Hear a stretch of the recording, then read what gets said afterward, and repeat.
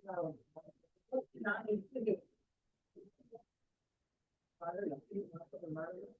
told you nothing ಕಳಿಸಿ ಸ್ವಲ್ಪ ನಾವು ಇರುವಾಗ ಒಂದೊಂದ್ಸರಿ ಆಗ್ಬಿಡು ಮಾಡಿಸ್ತೀನಿ ಲಕ್ಷ್ಮಿ ಈ ಜಾಗ ಇತ್ತು ಅವ್ರು ಯಾವ್ದಾದ್ರು ಇಟ್ಕೊಂಡಿದ್ದಾರೆ ಈಗ ಬರ್ತಾರೆ ಒಂದು ಮಗಳಿಗೆ ಸ್ಕೂಲ್ ಫೀಸ್ ಮಗಳಿಗೆ ಪ್ರಯತ್ನ ಮಾಡಿ ಈಗ ನೋಡಿ ನಾನು ಇನ್ನೊಂದು ನೇಪಾಳಿ ಹುಡುಗಿಗೆ ಇಟ್ಕೊಂಡಿದ್ದೀನಿ ಅಂತ ಇಲ್ಲ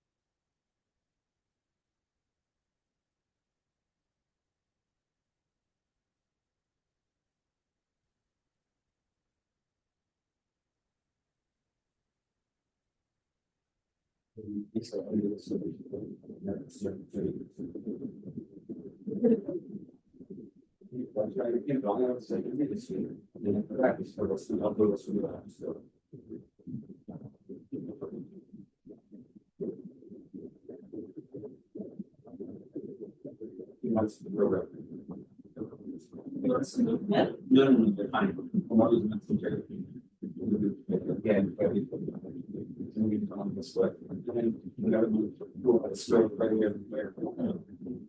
Need to get certain so it's not forward and get down, make quite surgery.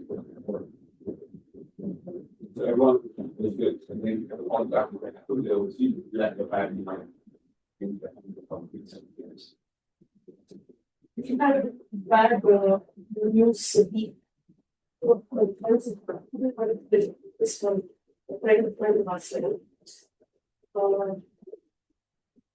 the other person was the other teacher. Parents of the cleanups, and that one I was telling you about my friend who was transition between was had something for the progressive paralysis. He's just going to walk away. When she said, I don't know what's happening, I'm not able to walk, and my partner came and made it to the hospital. It's called progressive paralysis. I will walk legs are not working, was destroyed. So we raised in over 2 days, but she's very sorry. They are so incredible. I'm very loved to recommend it. So the amount was very high, but we raised it in 2 days. Yes. Oh, they're very diet with blood pressure and their muscle gets insurance. If there's changes happening. And change with the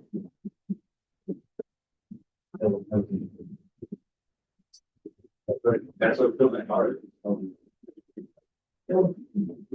It's both and then you find them ambulances. This was what was made.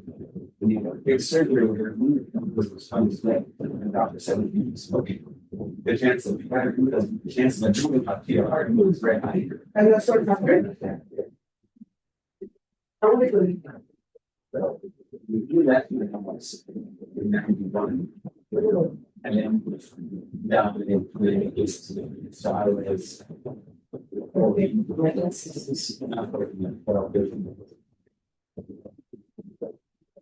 Somebody is trying to slow for a lot. yeah, I don't think it's that big of a learning for this. It was this one, my friend.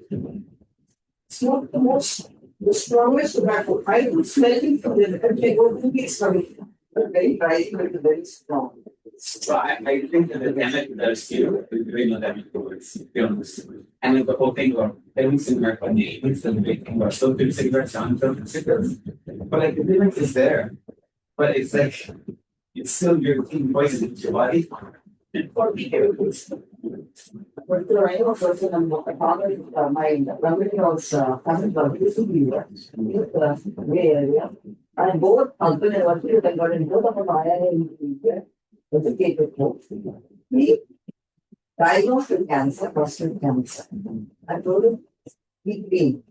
But won't stop. You know, go on smoking. Metastasis, it has spread to the whole state. This is the son must be necessary. After this drug called heroin, tobacco is the most addictive. Actually, narcissism is there. So I am not selling my thing, my mother-in-law, that will take hours and decide that's dropping time. We have to have some sense of responsibility towards the family.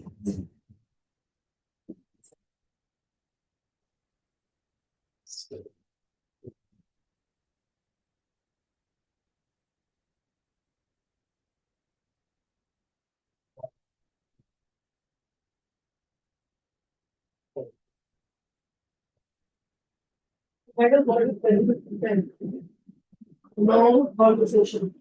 And basically, for the meditation program in India, we have a very interesting work here.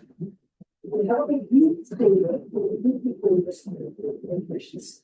And how they were all coming from the teachers of the people. So, let's say, the teacher that students will participate in some meditations from where together.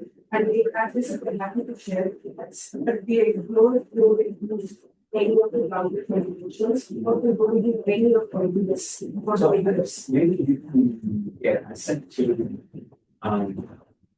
Alex all of the 90 million patients.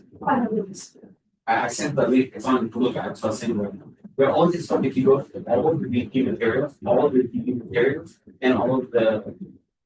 of the available materials, and it's sort of all that out. Oh, videos. So there are those. But then when the next thing is when I find in Twitter, they have meditation teachers and hospitals there. And they let the meditation. I led my one meditation and they were three. I led one meditation there. That would do 3 weeks as well. And then they would talk to me like, what are you supposed to do? What are you going to do meditation? And I said, oh, well, I'm going to get perfectly rare. And they said, oh, they go, and it's okay. You're all several. And what they told me, what relevant told me is that Ramana this time, they actually think of the meditation for this class, and he suggests do this meditation. Yeah. And they actually created it. So she said, I'm just waiting to get the right for in your event, and then I'm happy to share this. And I'll keep it all that you're. Yeah, I mean, that's what Alex was in the first place. It was having meditation and based on whatever I on Sunday. If I don't believe them, I haven't been doing that. Then we meditate during the base and they do to but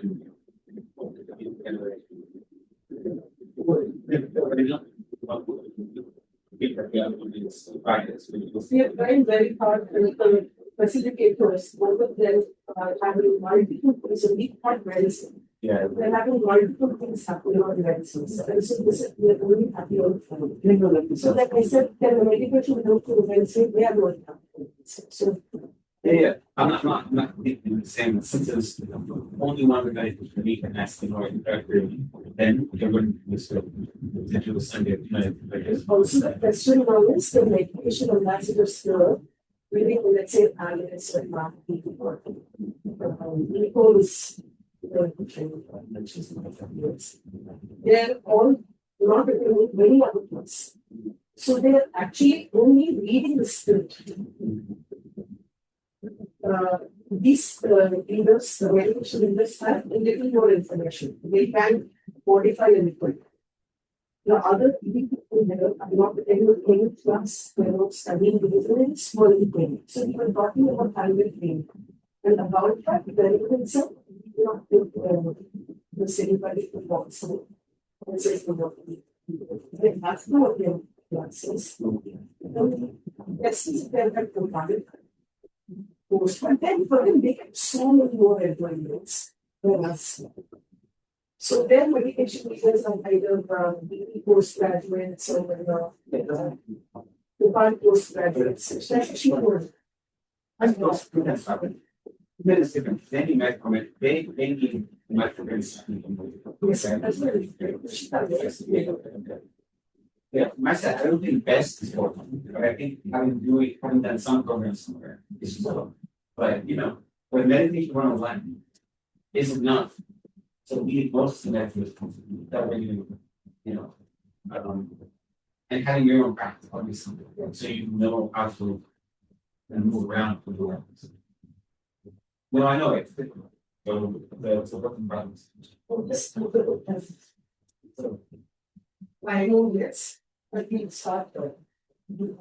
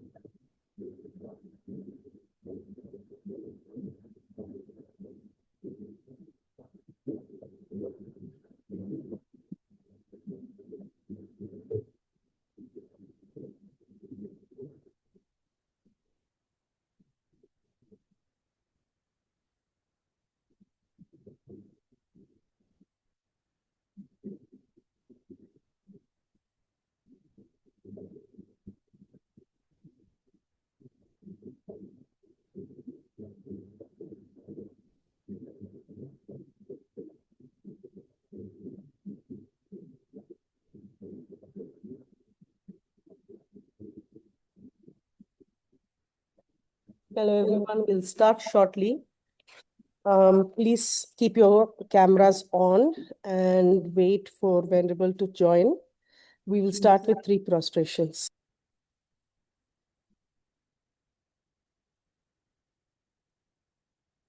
Deepti, it is offline also, na? We can come to the center also, right?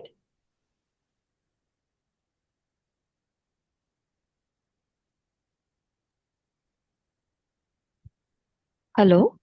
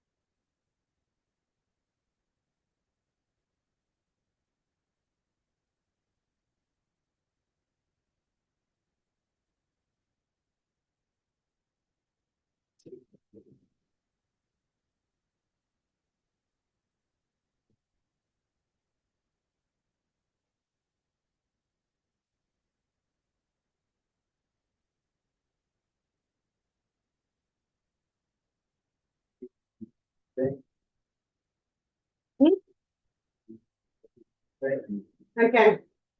Then you have to take my after I introduce and you get Yeah, the same thing, remember? same thing you do.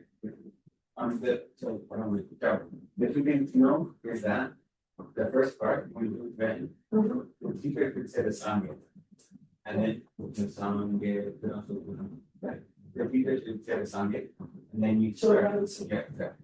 And then afterwards you go, when you do the technique, you start it, but then I'll be the one to say it out loud when you know when it's time to do that, not the prayer. We're all really fast, we're in the seventh one or something. Yeah, that's right. That's right.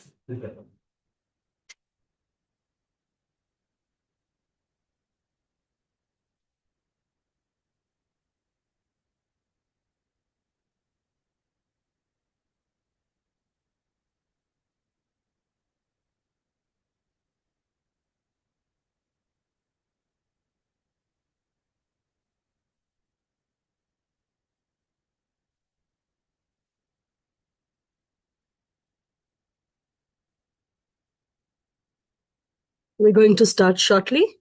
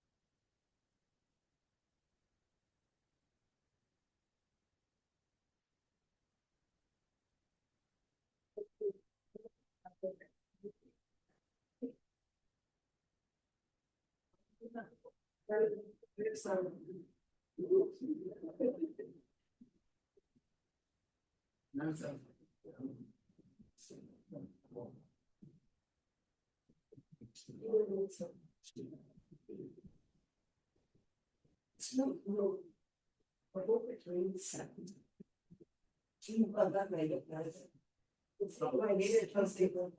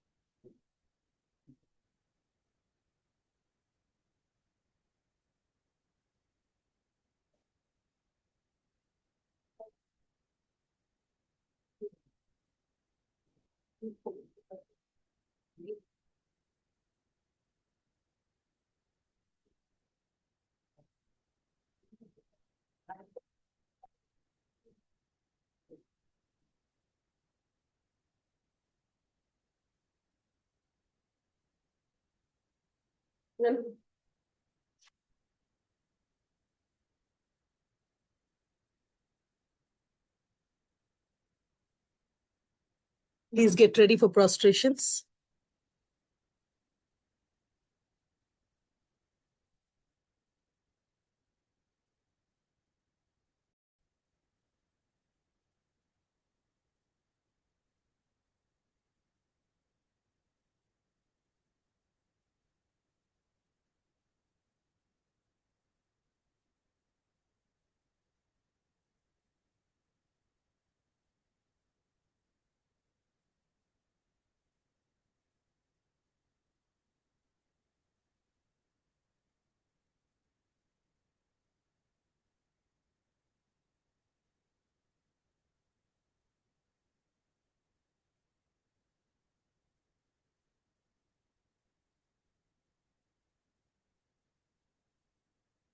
Hello, everybody. Welcome to Choe Khor Sum Ling.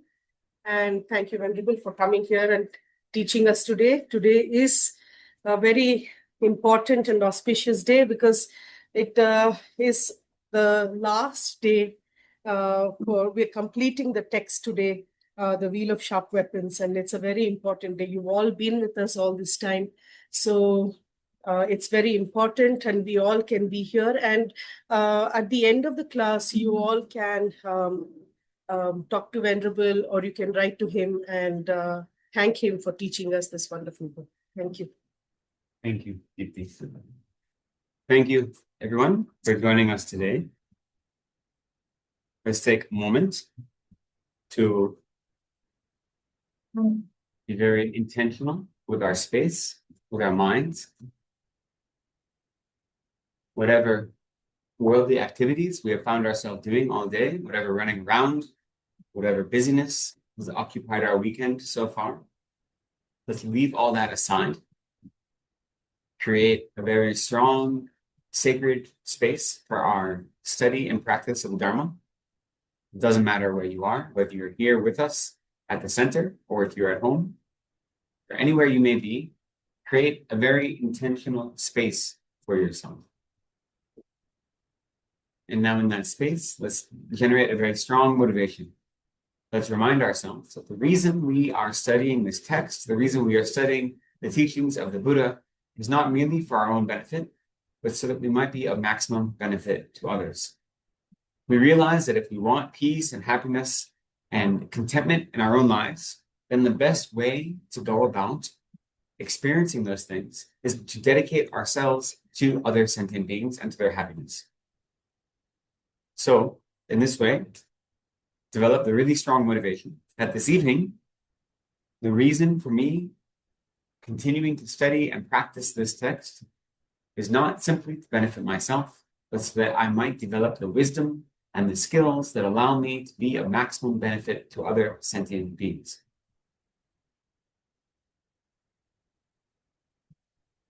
And with that motivation, we will offer some preliminary prayers. We'll have Deepti serve as our Unsay today. Let me stand for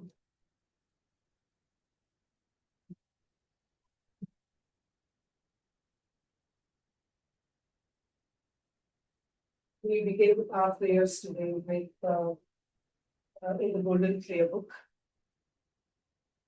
I'm just going to show it.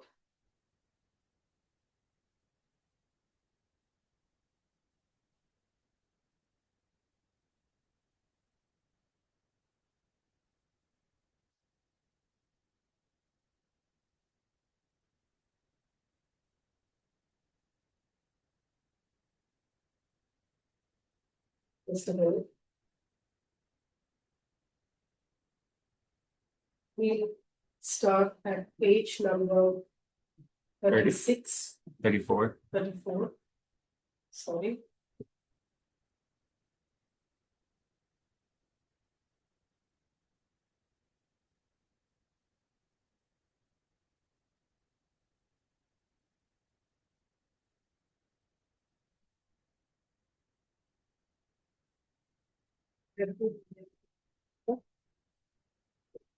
We do it twice in Tibetan and once in English. Sangye. Chodam Soki Chonam La Jancho Padu Dagi Kapsunchi Dagi Jinso Gipe Sonam Gi Brola Penche Sange Drupa Sho Sangye. Chodam Soki Chonam La Jancho Padu Dagi Kapsunchi Dagi Jinso Gipe Sonam Gi Brola Penche Sange Drupa Sho. I go for a few Until I'm enlightened to the Buddha, the Dharma, and the Supreme Assembly, by my practice of giving and the other perfections, may I become a Buddha to benefit all sentient beings. May all sentient beings Have happiness and the causes of happiness. May all sentient beings be free from suffering and the causes of suffering. May all sentient beings be inseparable from the happiness that is free from suffering. May all sentient beings abide in equanimity, free from attachment for friends and hatred for enemies. May all sentient beings have happiness and the causes of happiness. May all sentient beings be free from suffering and the causes of suffering. May all sentient beings be inseparable from the happiness that is free from suffering. May all sentient beings abide in equanimity, free from attachment for friends and hatred for enemies. May all sentient beings have happiness and the causes of happiness. May all sentient beings be free from suffering and the causes of suffering. May all sentient beings be inseparable from the happiness that is free from suffering. May all sentient beings abide in equanimity, free from attachment for friends and hatred for enemies. 7 prayer. Reverently, I prostrate with my body, speech, and mind. I present clouds of every Type of offering, actual and imagined. I dedicate all my negative actions accumulated since the beginning of time, and rejoice in the merit of all holy and ordinary beings. Please remain until the end of cyclic existence and turn the wheel of Dharma for living beings. I dedicate my own merits and those of all others to the great enlightenment. I'm going to do the short mandala of food. I don't know what you like to do. We can do an English lesson. This ground Anointed with perfumes, strewn with flowers, adorned with Mount Meru, 4 continents, the sun and the moon. I imagine this as a Buddha field and offer it. May all living beings enjoy this pure land. Idam Guranam Lalakam Nirayatayami. We now go to page number 73.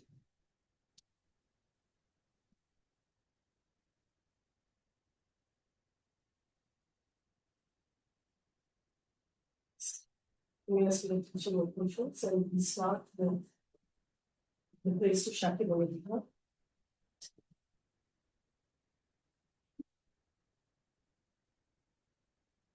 Alright.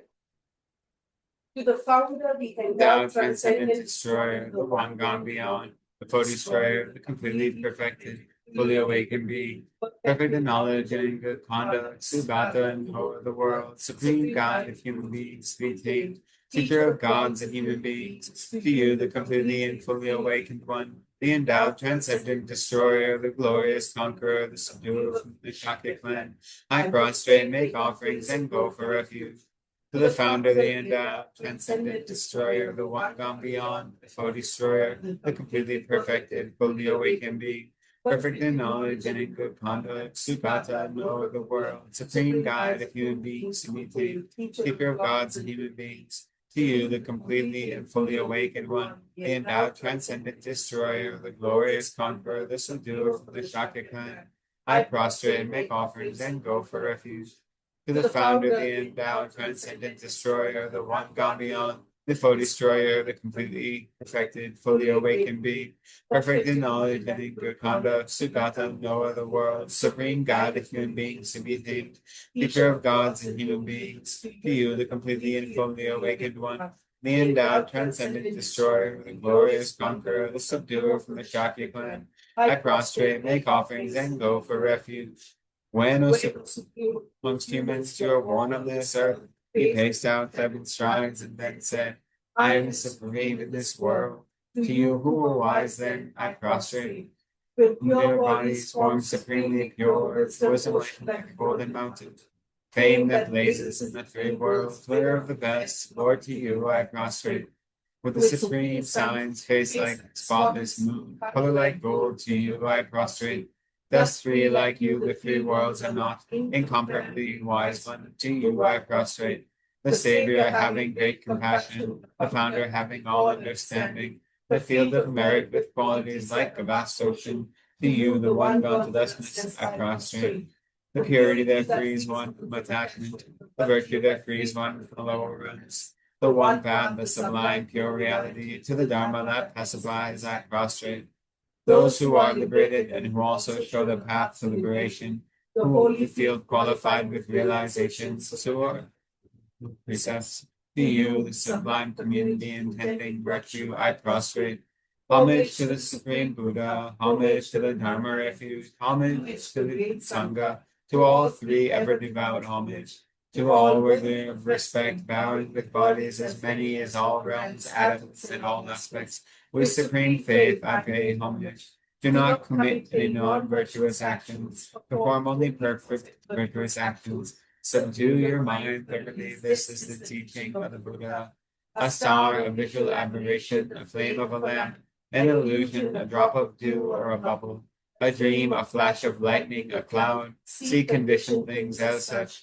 Through these merits may sentient beings attain the rank of all seeing, subdue the foe of faults, and be delivered from samsara's ocean, whether by the waves of aging, sickness, and death. The heart of the perfection of wisdom sutra. I prostrate to To the the Arya Arya triple gem. Thus did I hear at one time the Bhagavan was standing on Masavatha's mountain in Rajagriha, together with a great community among the great community of Bodhisattvas. At that time, the Bhagavan was absorbed in the concentration of the categories of phenomena called profound perception. Also at that time, the Bodhisattva Mahasattva Arya Avalokiteshvara looked upon the practice of the profound perfection of wisdom and beheld those five aggregates also as empty of inherent nature. Then, through the power of Buddha, the Venerable Shariputra said this to the Bodhisattva Mahasattva Arya Avalokiteshvara. How should any son of lineage or train who wishes to practice the activity of the profound perfection of wisdom? He said that, and the Bodhisattva Mahasattva Arya Avalokiteshvara said this to the Venerable Sharadvatiputra. Shariputra, any son of a lineage or daughter of a lineage who wishes to practice the activity of the profound perfection of wisdom, to look upon it like this correctly and repeatedly beholding those five aggregates also as empty of inherent nature. Form is empty, emptiness is form. Emptiness is not other than form, form is not other than emptiness. In the same way, feeling, discrimination, compositional factors, and consciousness are empty. Shariputra, likewise, all phenomena are emptiness, without characteristic, unproduced, unceased, stainless, not without stain, not deficient, not fulfilled. Shariputra, therefore, in emptiness, there is no form, no feeling, no discrimination, no compositional factors, no consciousness, no eye, no ear, no nose, no tongue, no body, no mind, no visual form, no sound, no odor, no taste, no object of touch, and no phenomena. There is no eye element, and so on, up to and including no mind element, and no mental consciousness element. There is no ignorance, no extinction of ignorance, and so on, up to and including no aging and death, and no extinction of aging and death. Similarly, there is no suffering, origination, cessation, and path. There is no exalted wisdom, no attainment, and also no non-attainment. Shariputra, therefore, because there is no attainment, Bodhisattvas rely on and dwell in the perfection of wisdom, the mind without obscuration and without fear, having completely passed beyond error of nirvana. All the Buddhas who dwell in the three times also manifestly, completely awaken to unsurpassable, perfect, complete enlightenment in reliance on the perfection of wisdom.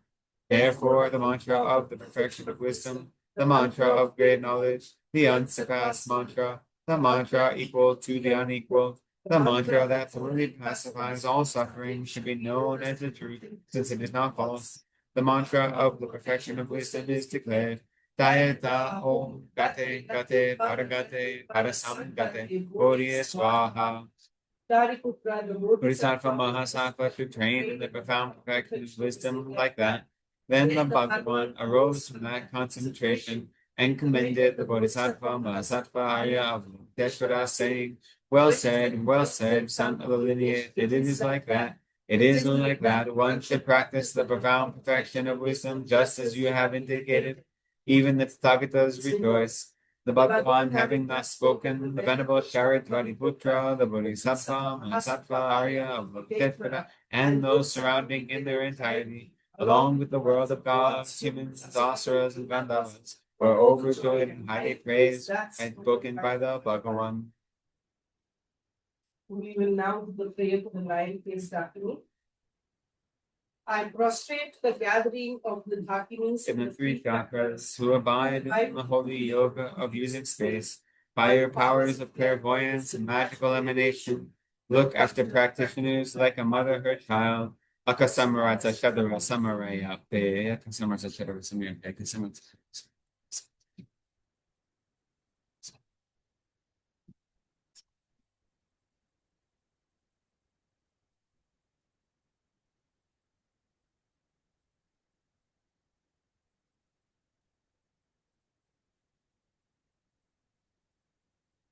Akasamarata Shadara Samaraya He Om Gate Gate Paragate Parasangate Bodhi Swaha. By the teaching of the three supreme jewels possessing the power of truth, may inner and outer hindrances be transformed, may they be dispelled, may they be pacified. Pintam Kuriya Swaha. May all negative forces opposed to Dharma be completely pacified. May the hosts of 80,000 obstacles be pacified. May we be separated from problems and harmful conditions to Dharma. May all enjoyments be in accord with the Dharma. And may there be auspiciousness and perfect happiness here right now. Great. Thank you. Thank you, Ditila.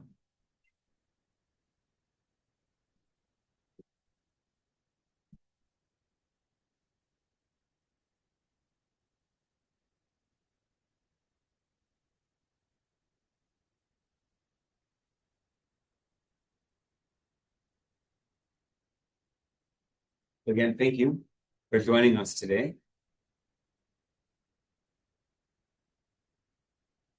So the plan, as Diti mentioned in the beginning, is that we will finish text today. That's not guaranteed, but that is the plan. Our schedule is that we'll be starting a new text, which is the Middle Lane Common, on the 9th of May. So that's not next weekend, but the weekend after. And the reason for that is twofold. One, if we finish today, as we hope to do, next week will be a review session that I will be present for.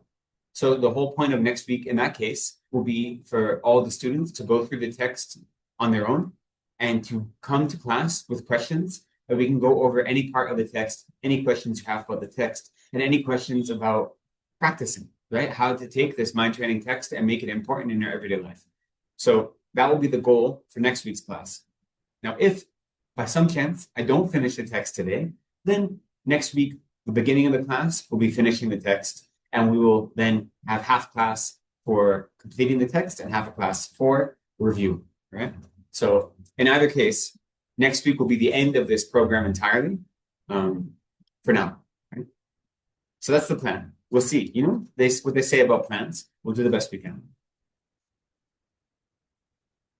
Because of that, I'm not going to spend too long up top right now talking about other things. So I want to make sure we get through all of the remaining verses today. But the verses we have remaining, it's useful to think again, as always, especially as we get to the end of the series, to take a step back and think of the text as a whole and what this text is offering us in terms of teaching that's different than other texts. So yes, it's a mind training text. So first off, what does that tell us? Well, the mind training tradition is focused on destroying self-cherishing. It focuses on self-cherishing as the sole cause of our suffering. And it is a meditative technology or a meditative practice that is inherently focused on what does it mean to destroy the self-cherishing mind, and how can that make all of your life more joyful, happier, more fulfilled, make it easier to walk on the Dharma path. So we know that right from the beginning, that once we say that this is a text that is part of the mind training or the Lojong kind of series or lineage, then we know right away that to some extent the focus is going to be on self-cherishing and how to eliminate self-cherishing. So that is the first thing we know going into the text. And then when we start studying the text, we see that the text is focused on two main sections, right? The first section is looking at the so-called wheel of sharp weapons as being our experience of negative karma we've created. So in that whole first section, it's really drawing a strong connection between negative non-virtue, which creates negative karma, which is then ripened, and we experience it as suffering. So the first section is not as explicitly addressing self-cherishing. What it is doing is saying that because of our self-cherishing minds, we engage in non-virtuous actions. And those non-virtuous actions then create negative karmic seeds. Then those negative karmic seeds ripen in the future, whether it be in this life or in future lives. And that when those negative karmic seeds ripen, we experience those as suffering. Now, that suffering itself is exacerbated because of our continued self-cherishing mind, right? And so then in this text specifically, it's highlighting different types of suffering that we may experience and is showing what are some of the karmic causes for those types of suffering or for those types of seeds. and what are some of the remedies to try to combat them in the immediate moment. And all of that is tied together with the idea that it is self-cherishing itself that is the motivating factor behind our engaging in non-virtue. So self-cherishing gets the ball rolling, and self-cherishing is what causes us to experience those difficult external circumstances as egregious suffering in the first place as well. So it gets us in the beginning and at the end, right?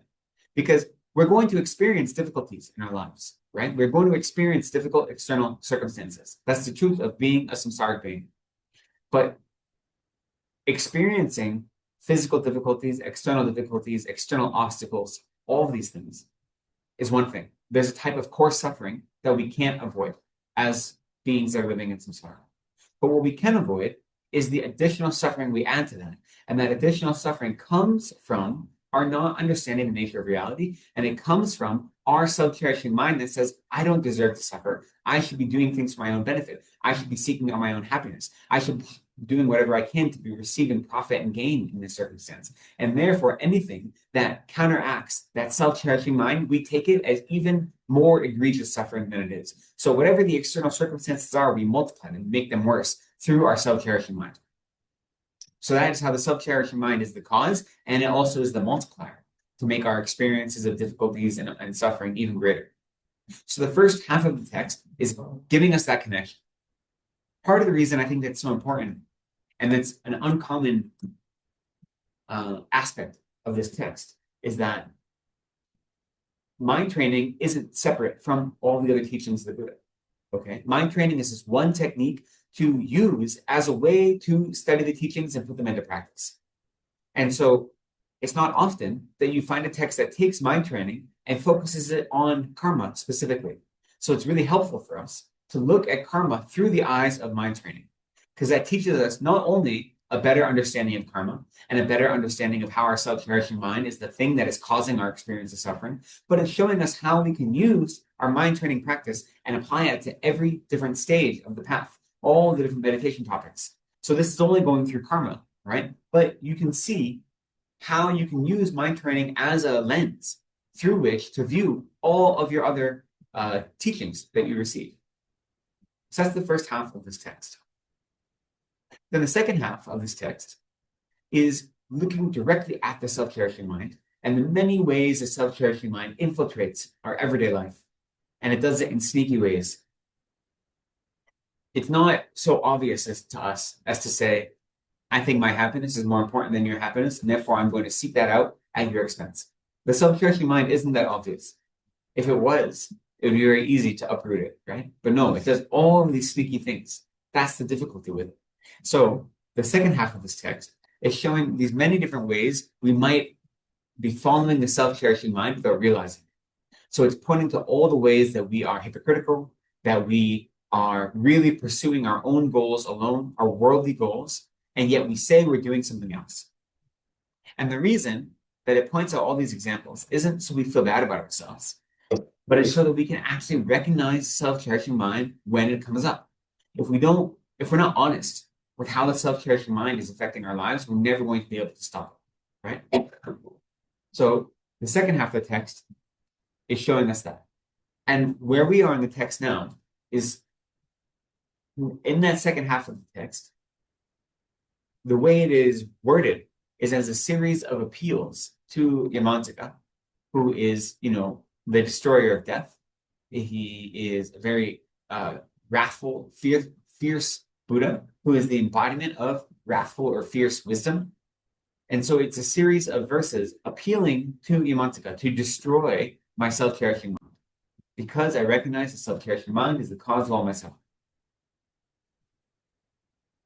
And so, just as someone who comes to this text and tries to understand how I can incorporate it into my life, it's important for me to say, well, what does it mean that I'm requesting this outside help?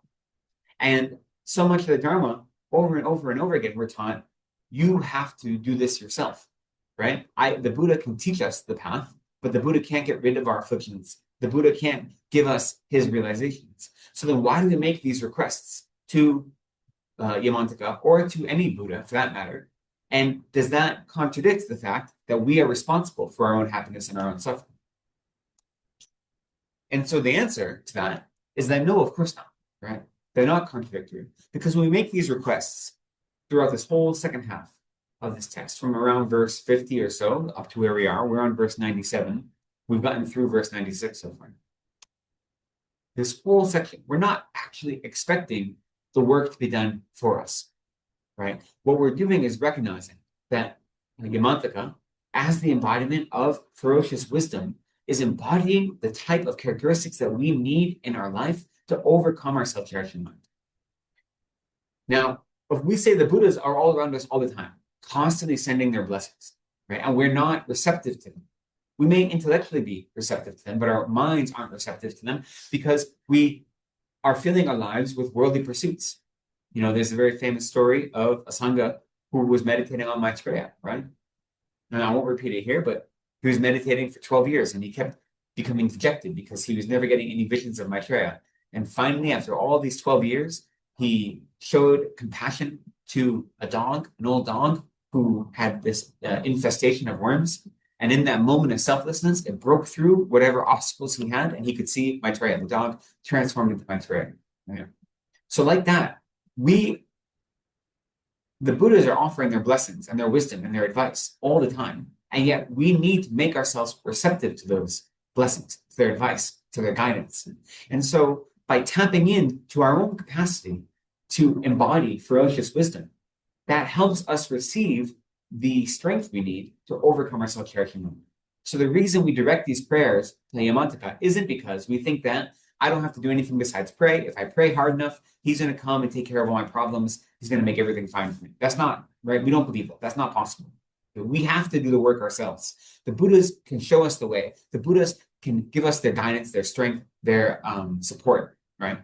And these prayers, making these requests, is one way to help be receptive to that support and that guidance.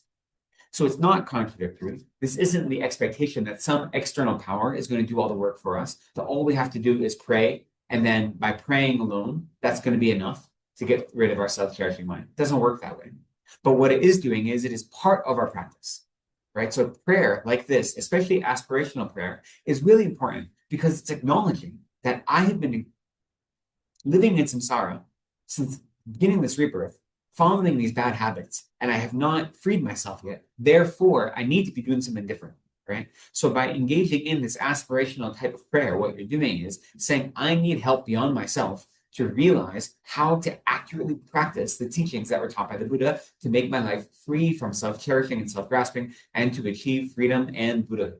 I need assistance. I need guidance. I can't do it on my own because I've been following my own bad habits for this long and it hasn't gotten me where I need to be. So it's acknowledging that we have work to do on ourselves, right? By offering these aspirational prayers. This helps us have a bigger picture of how our suffering exists, or persists, I should say, and our role in the continual renewal of our own suffering. Being able to take a step back is helpful in that regard. And so these aspirational prayers aren't an excuse for us to be passive. They're the exact opposite. They are showing us what it means to be active participants in our own liberation. Right? So that's the first part. You know, when we think of Lojong, or mind training, we have to ask, is this enough to free us from suffering? And the truth is, as I said, Lojong on its own is not enough. Okay? Lojong is one technique. It is one lens to help us understand the rest of the teachings of the Buddha. Lojong meaning mind training. Right? Lojong is especially focused on getting rid of the self-cherishing mind. And we recognize the self-cherishing mind as the cause of all of our suffering. The self-cherishing mind, as well as the 8 worldly concerns, and all of the many, many minds that are like little servants of the self-cherishing mind. But the truth is, that is not what keeps us stuck in samsara. It's the self-grasping mind that keeps us stuck in samsara. And the self-grasping mind, the mind that clings to the eye as if it truly existed, that is what is causing all of our other afflicted minds, including self-cherishing. So we need to study Lojong because it really gets to the heart of our everyday kind of problems, right? It doesn't.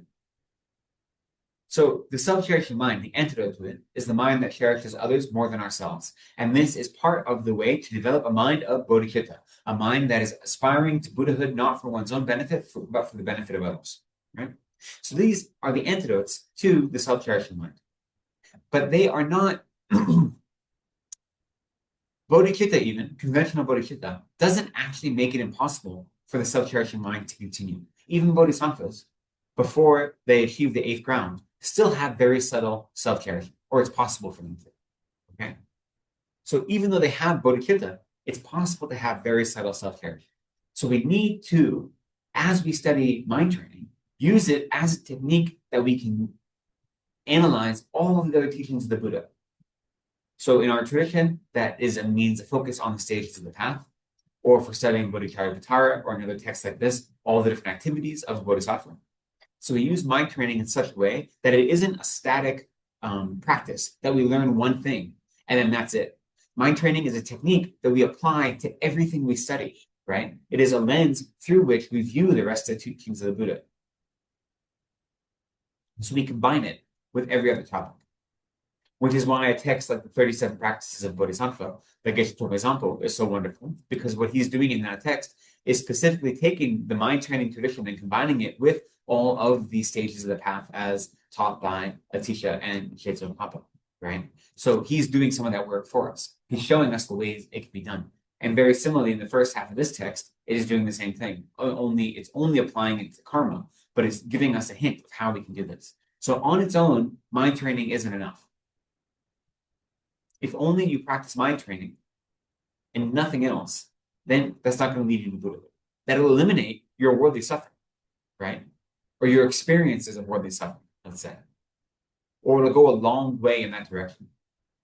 But it needs to be coupled with pure morality, with the abandonment of all non-virtuous activities, with recognizing the nature of reality and trying to stop grasping at the self of persons and the self of phenomena, with recognizing that just wishing for others to be happy isn't enough. You have to dedicate yourself to their benefit, right? And develop not only great compassion and great loving kindness, but also actual bodhicitta, an aspiration to achieve the perfection of Buddhahood for others' benefit and not your own benefit. All these things need to come hand in hand with mind training. So this text is incredibly valuable, but it needs to be combined with the teachings, with the remaining teachings of the Buddha.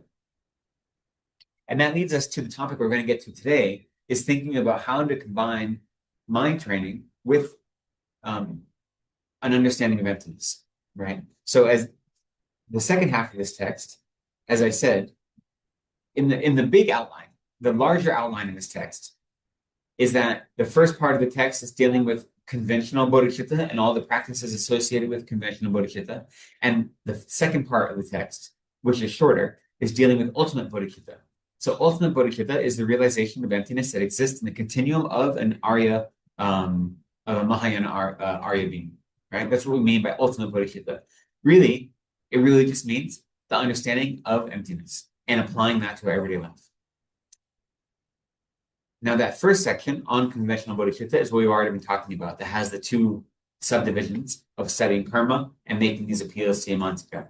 Then this next section, which we aren't starting quite yet, but we will in a few verses, is dealing with emptiness. So dealing with emptiness means to understand the nature of reality in such a way that it combats our self-grasping mind. The mind that perceives the I to be real, or perceives the I to exist the way that it appears to us. And so we have to learn how self-grasping and self-cherishing work hand in hand to perpetuate our suffering and the suffering of others. And so we'll talk about that a little bit more when we get to those verses. Okay. So it's useful, especially now that we come to the end of this text, to be able to take a step back and look at the whole text, to look at what this text is teaching us and how all those different pieces come together to present a clear path to Buddhahood, right? Or a clear technique that'll allow us to travel the path towards Buddhahood. So with that in mind, we're on verse 97. But what I thought I would do is jump us really quickly back to verse 94, because verses 94, 95, and 96 are teaching us about Tonglen. So I thought I would do those verses, and then I would get to verse 97, because verse 97 through verse 103 are dedication and aspiration prayers following this section. So let's start with verse 94. And I'll be reading these aloud. I think many of you may have PDF. I don't have the PDF to share with me right now. With all the sufferings that others experience, smother completely my selfish concern. The sufferings of others arise from the 5 poisons. Thus, whichever delusions afflict other beings, take it to smother the delusions of self. Though I have not a doubt, for I recognize fully the cause and the root of the mistakes that I make, if there is still a part of my mind that would tend to support this delusion of self that I have, then destroy the firm hold of this part of my mind, that, against my true wishes, makes a fool of me. And all that is wrong can be traced to one source, my concern for myself, who I cherish the most. I must meditate now on the kindness of others, accept the suffering that they have never wished for, and dedicate fully my virtues to all. So these verses are pointing us to the practice of Tonglen, which is one of the important meditative techniques that comes from the mind training tradition. And so the heart of Tonglen is to visualize yourself taking others' suffering away from them. And as you take it, you actually allow that suffering into your body, and you visualize that suffering destroying your self-cherishing mind, that mind that says, my happiness is more important. Because by actively taking suffering, that's what you're doing, right? If you're saying, I'm willing to suffer, then what that means is, I am not pursuing the 8 worldly concerns. Because my own pleasure, my own worldly comfort is not the most important thing to me. So I actively wish I could take your suffering, your physical suffering, your emotional suffering, your most subtle types of suffering. May I take those upon myself. And there are different visualizations that can accompany those. And then in exchange for them, not only am I willing to take your suffering, but I wish I could give you all of my happiness. And again, this is pointing to the same thing of my own comfort is not as important as your comfort. Avoiding my discomfort is not as important as you avoiding discomfort. So Tonglen as a practice, giving and taking, is incredibly powerful, and it comes from this technique, this tradition of mind training. If we look at Tsongkhapa's advice about how to try to meditate on and develop bodhicitta, he looks at Tonglen as the combined practices of compassion and loving kindness or love, right? So compassion we define as the wish for others to be free from suffering and the cause of suffering. So my wishing to take your suffering away from you is like an act of compassion. And so that usually follows our in-breath if we're meditating. And then the out-breath, I'm giving away my happiness. And love is defined as the wish for others to have happiness and all the causes of happiness. So by wishing to take your suffering away, by wishing to give you my happiness and my joy, that's the practice of love and compassion, right? And that is the heart of mind training. And so here, these verses are just reminding us that all of the sufferings of others, they come from what here it says in verse 94, the 5 poisons. So the 5 poisons is pointing to the 3 root poisons, or the 3 root delusions of attachment, anger, and ignorance, and then is added to that jealousy and pride, right? From those root delusions that all of our suffering exists. And that's true for all sentient beings.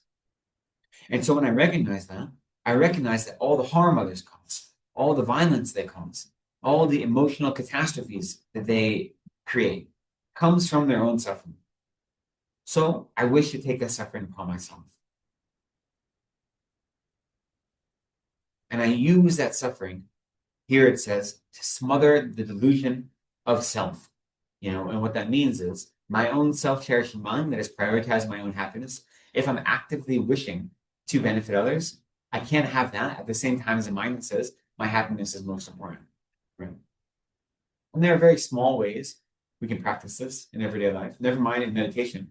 But even, today, for part of my trip from Balakupa, I took the metro, and getting up and offering your seat to someone when it's a full metro is a small way to say, I'm willing to experience the suffering of having to stand and let someone else experience the happiness of sitting, which is a very, very small type of suffering, right? It's not a hugely magnificent gesture.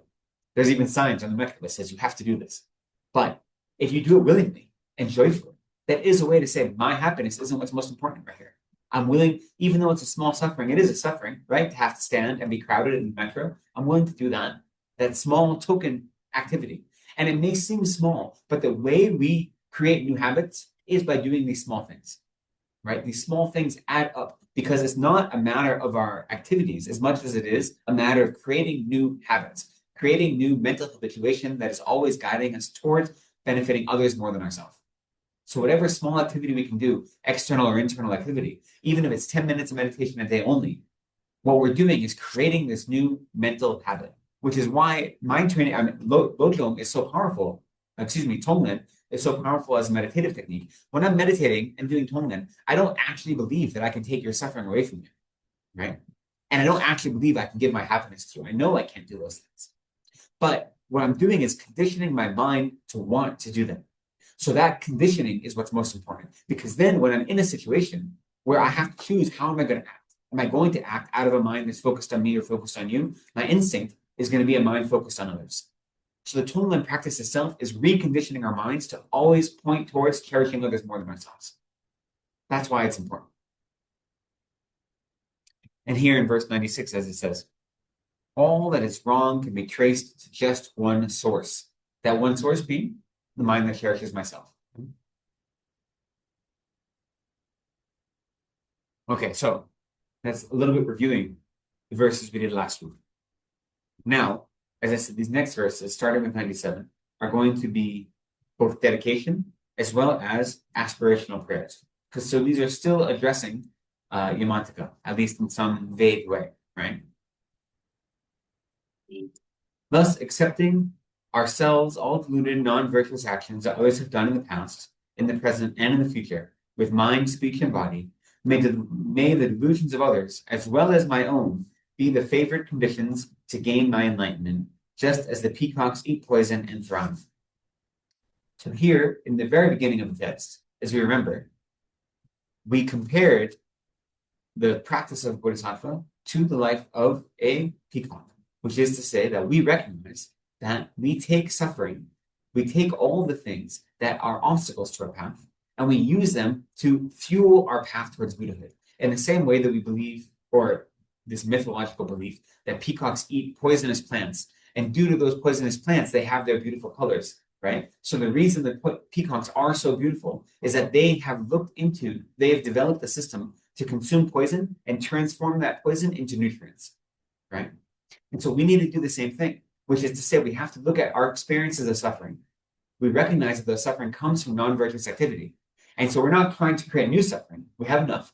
But we take that suffering and instead of letting it overwhelm us, we transform it into our spiritual practice that motivates us, that nurtures us, that allows us to say, I'm going to dedicate my life to making sure no other sentient being experiences this type of suffering. So we take suffering as part of our path, just like a peacock takes poison and it allows them to blossom into these beautifully multicolored, these peacocks, not the peahens. They aren't so multicolored, unfortunately. That's just because they don't have anything to prove. That's the reason. We're going to be honest. Peahens don't have anything to prove to anyone. It's the peacocks that got to prove everything.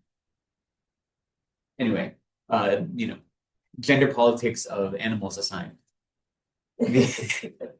Right. That's the analogy we're saying, is that just like the role of a bodhisattva is to not flee away from suffering, because of course we don't want to suffer. We don't want others to suffer. But right now we're in samsara, so we're suffering. So we can't pretend we're not suffering. And that's what it means. To try to flee from suffering here, what that really means is pretend it's not real. To avoid it, to say it's never going to happen, it's not my fault. And to pretend that our suffering and the suffering of others is not really existent or it isn't that big of a deal. We can't do that. We have to look at suffering head on and say, I'm going to accept whatever suffering I've created for myself because it came from my own actions. And I'm going to make sure I take the actions to not continue to create it in the future. But whatever suffering there is, I'm going to allow it to instill greater sources of compassion for me and a greater capacity to be of service to others. So just like the peacock, we take that poison right? And we transform it into nutrients. And here, that can be combined with the practice of Tonglen, whereas you visualize yourself taking others' suffering, you're also taking all of their afflictions, all of their negative minds, all of their self-grasping, all of their anger, all of their attachment, because those are suffering too, right? Our minds of attachment are types of suffering. Our minds of anger are types of suffering. They're not just the causes of suffering. They are the cause of suffering, but they're also types of suffering. You know, when you study the four truths, is the truth of suffering, the truth of the cause of suffering, the truth of the cessation of suffering, the truth of the path that leads to the cessation of suffering, right? We say that when you're debating. If something exists as a truth of the origination, it is a truth of suffering, right? So it's just a way of debating, right? If something is the second truth, the truth of origination, it is also by definition truth of suffering. You can't be the truth of the origination and not the truth of suffering. It's possible to be the truth of suffering and not the truth of origination. The pervasion doesn't go in both directions. But if something is a cause of suffering, it is itself suffering. So when I'm envisioning taking the suffering of others, I'm taking all of their attachment. I'm taking all of their anger. I'm taking their self-cherishing in my meditative practice. And I'm letting that fuel me by destroying my own self-cherishing to be the beautiful colors in my peacock tail. And then verse 98 reminds us, as crows may be cured after swallowing that poison by a powerful antidote given in time, let's direct to others all of our virtuous merits, that this may replenish their chances for freedom and may all sentient beings reach Buddhahood soon. So if you remember in the very beginning of this text, we have these two types of analogies of peacocks and crows. Due to their practice, the peacocks could consume poison and be nourished by it, but crows, when they consume poison, would cause them to die, right? So we wanted to not be like crows. That was the analogy in the beginning of this text. So here what it's saying, again, thinking of Tonglen, by taking the suffering of others and then giving them my happiness, it's like taking their poison away and giving them the antidote, right? So when we think of our practice, when we do Tonglen, we should think, what is the ultimate goal of my Tonglen, or what is the temporary goal of my Tonglen practice? The temporary goal, right, is always to destroy my self-cherishing mind, or not temporary, excuse me, immediate. That's the immediate goal, is to destroy my self-cherishing mind. But then the long-term goal is that by destroying my self-cherishing mind, will I be of service to others? Because what am I doing when I destroy the self-cherishing mind? I replace it with the mind that cherishes others more than myself.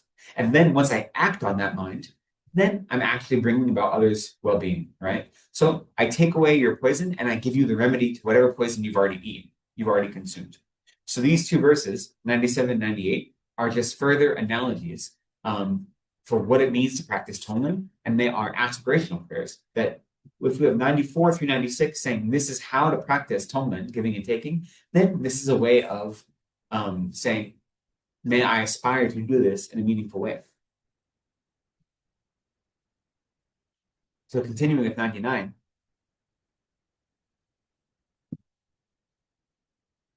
Till the time when all motherly beings and I gain the perfect conditions for us to be Buddhas, through the force of our actions, though the force of our actions may cause us to wander through the various realms in the 6 rebirth states, may we always be able to help one another, to keep our aim fixed on enlightenment sure. Then, for even the sake of but one sentient being, may we gladly take birth in the 3 lower states, with enlightening conduct that never grows weak. May we lead all beings in miserable rebirths out of their suffering and the causes for pain. As soon as I have placed myself into their realm, may the guards of the hells even come to see me as a guru.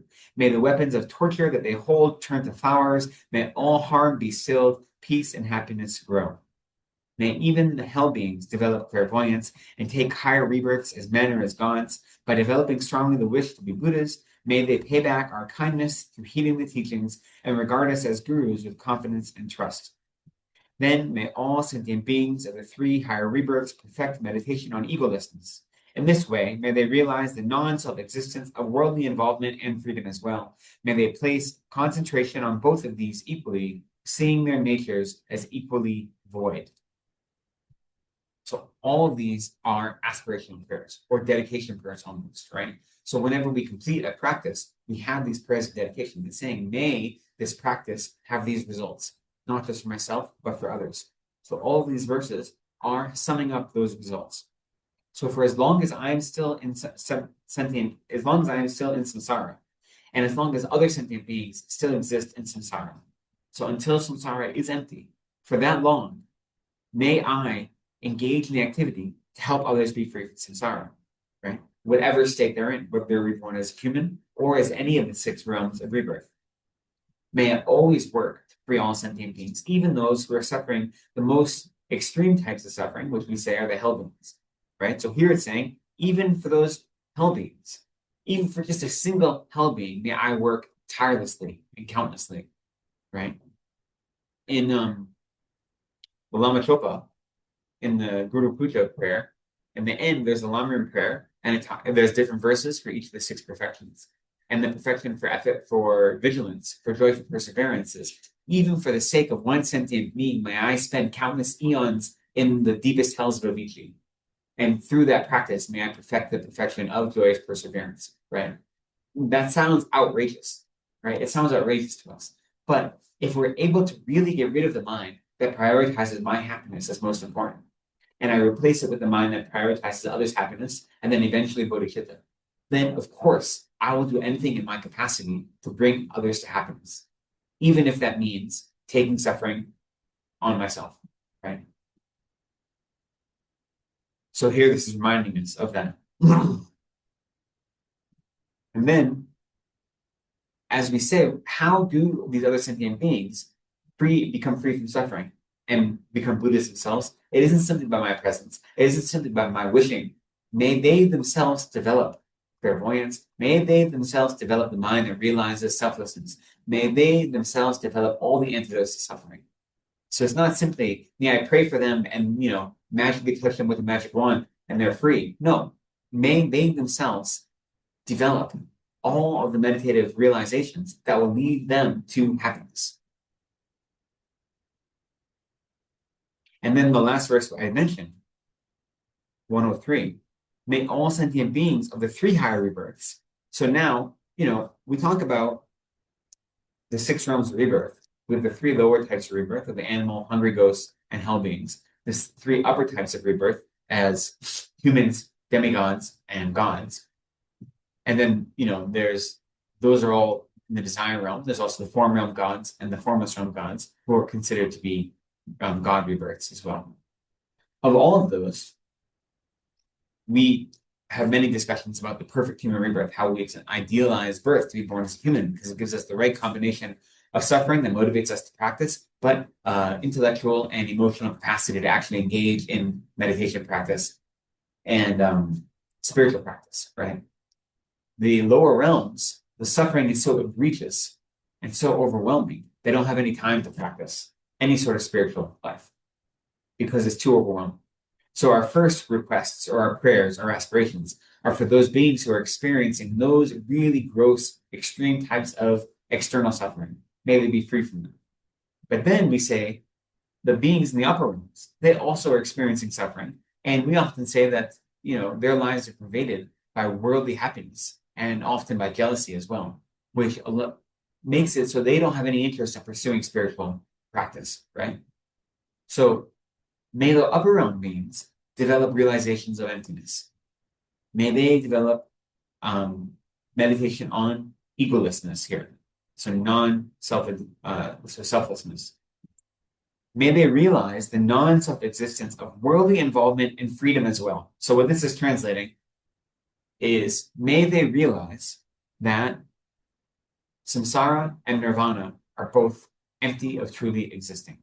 So here, worldly involvement is pointing towards samsara, and freedom is pointing towards nirvana, right? So being free from the afflictions, but not yet achieving Buddhahood. So what we mean by nirvana. So happiness for oneself alone, right? So the state of being hymning an arhat, for instance, would be what we call here freedom. It's often these two are translated as samsara and peace, and often peace means nirvana.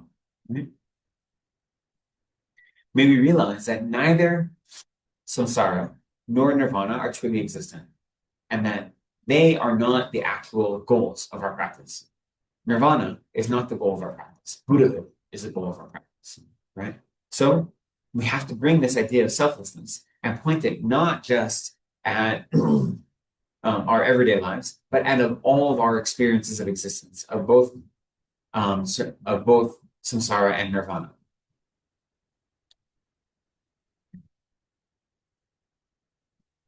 And so that request prayer, the aspiration prayer, is focused on may all the beings in the upper realms who aren't experiencing gross types of suffering, may they, through the benefit of my practice, come to have realizations of emptiness. And then the last verse in this section is how the results of this practice are actually going to be achieved. Right? So this is verse 104.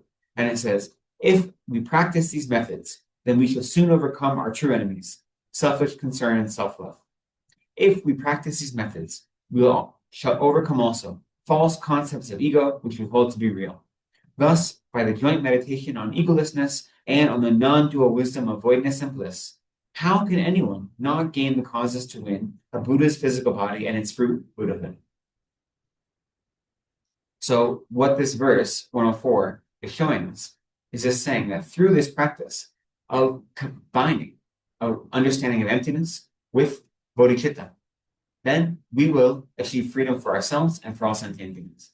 These are what we need to practice, the two types of bodhicitta, conventional and ultimate bodhicitta. The wish to become a Buddha to benefit other sentient beings, and the realization of the nature of reality. These are what we need to combat self-grasping and self-cherishing. Self-grasping being the root of samsara, and self-cherishing being the cause of all of our suffering.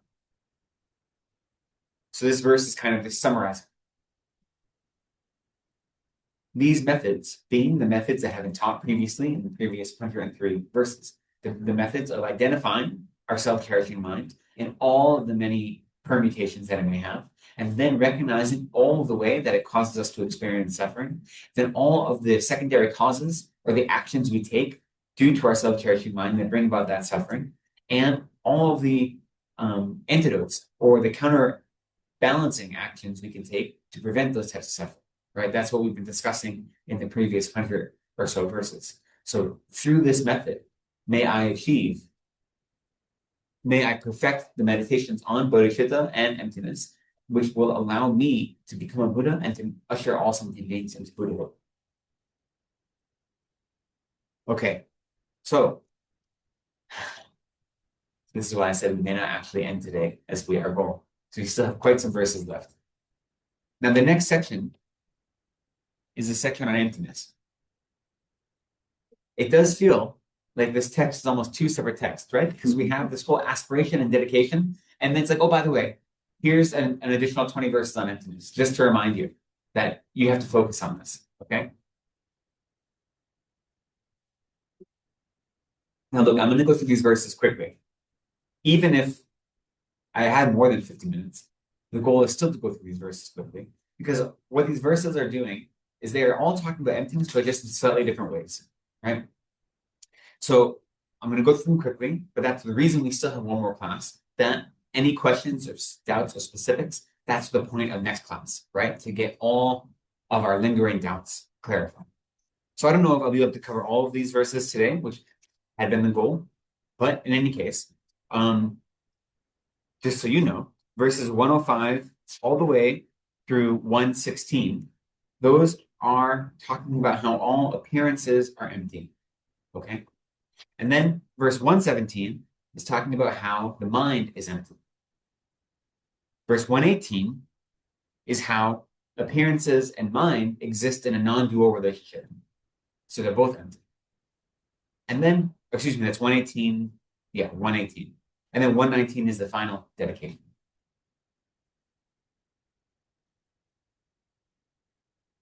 So if we're looking, we'll start with verse 105. So most of this section is about how appearances are empty. O mind, understand that the topics discussed here are interdependent phenomena all. For things must rely on dependent arising to have existence. They cannot stand alone.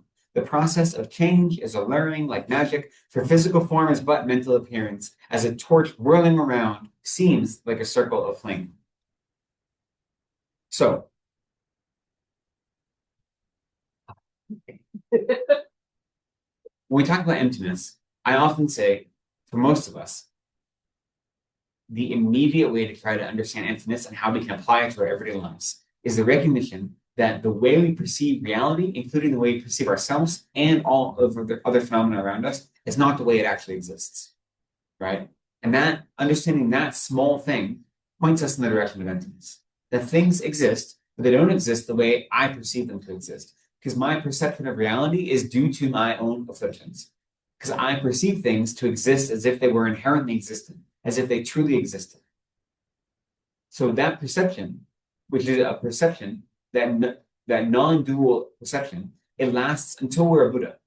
Even arhats, who have eliminated all of the afflictions, they haven't eliminated the non-dual perception, or at least the subtle non-dual perception. It's only when you become a Buddha that you eliminate that. Right? So that's the easy way to understand emptiness. Nothing exists the way I perceive it, because my perception is based on my own ignorance, my own afflicted ignorance. Now here it's saying, the reason everything is empty is because it is a dependent arising, right? So dependent arising, or dependent origination, is one way of understanding emptiness. And there's 3 different types. When we talk about dependent origination, that's tendril in Tibetan. It says that nothing is, what does it say in this verse? Nothing exists on its own, right? Nothing stands alone. So everything exists due to something else, to depend on something else, right? So there's 3 types of dependent origination.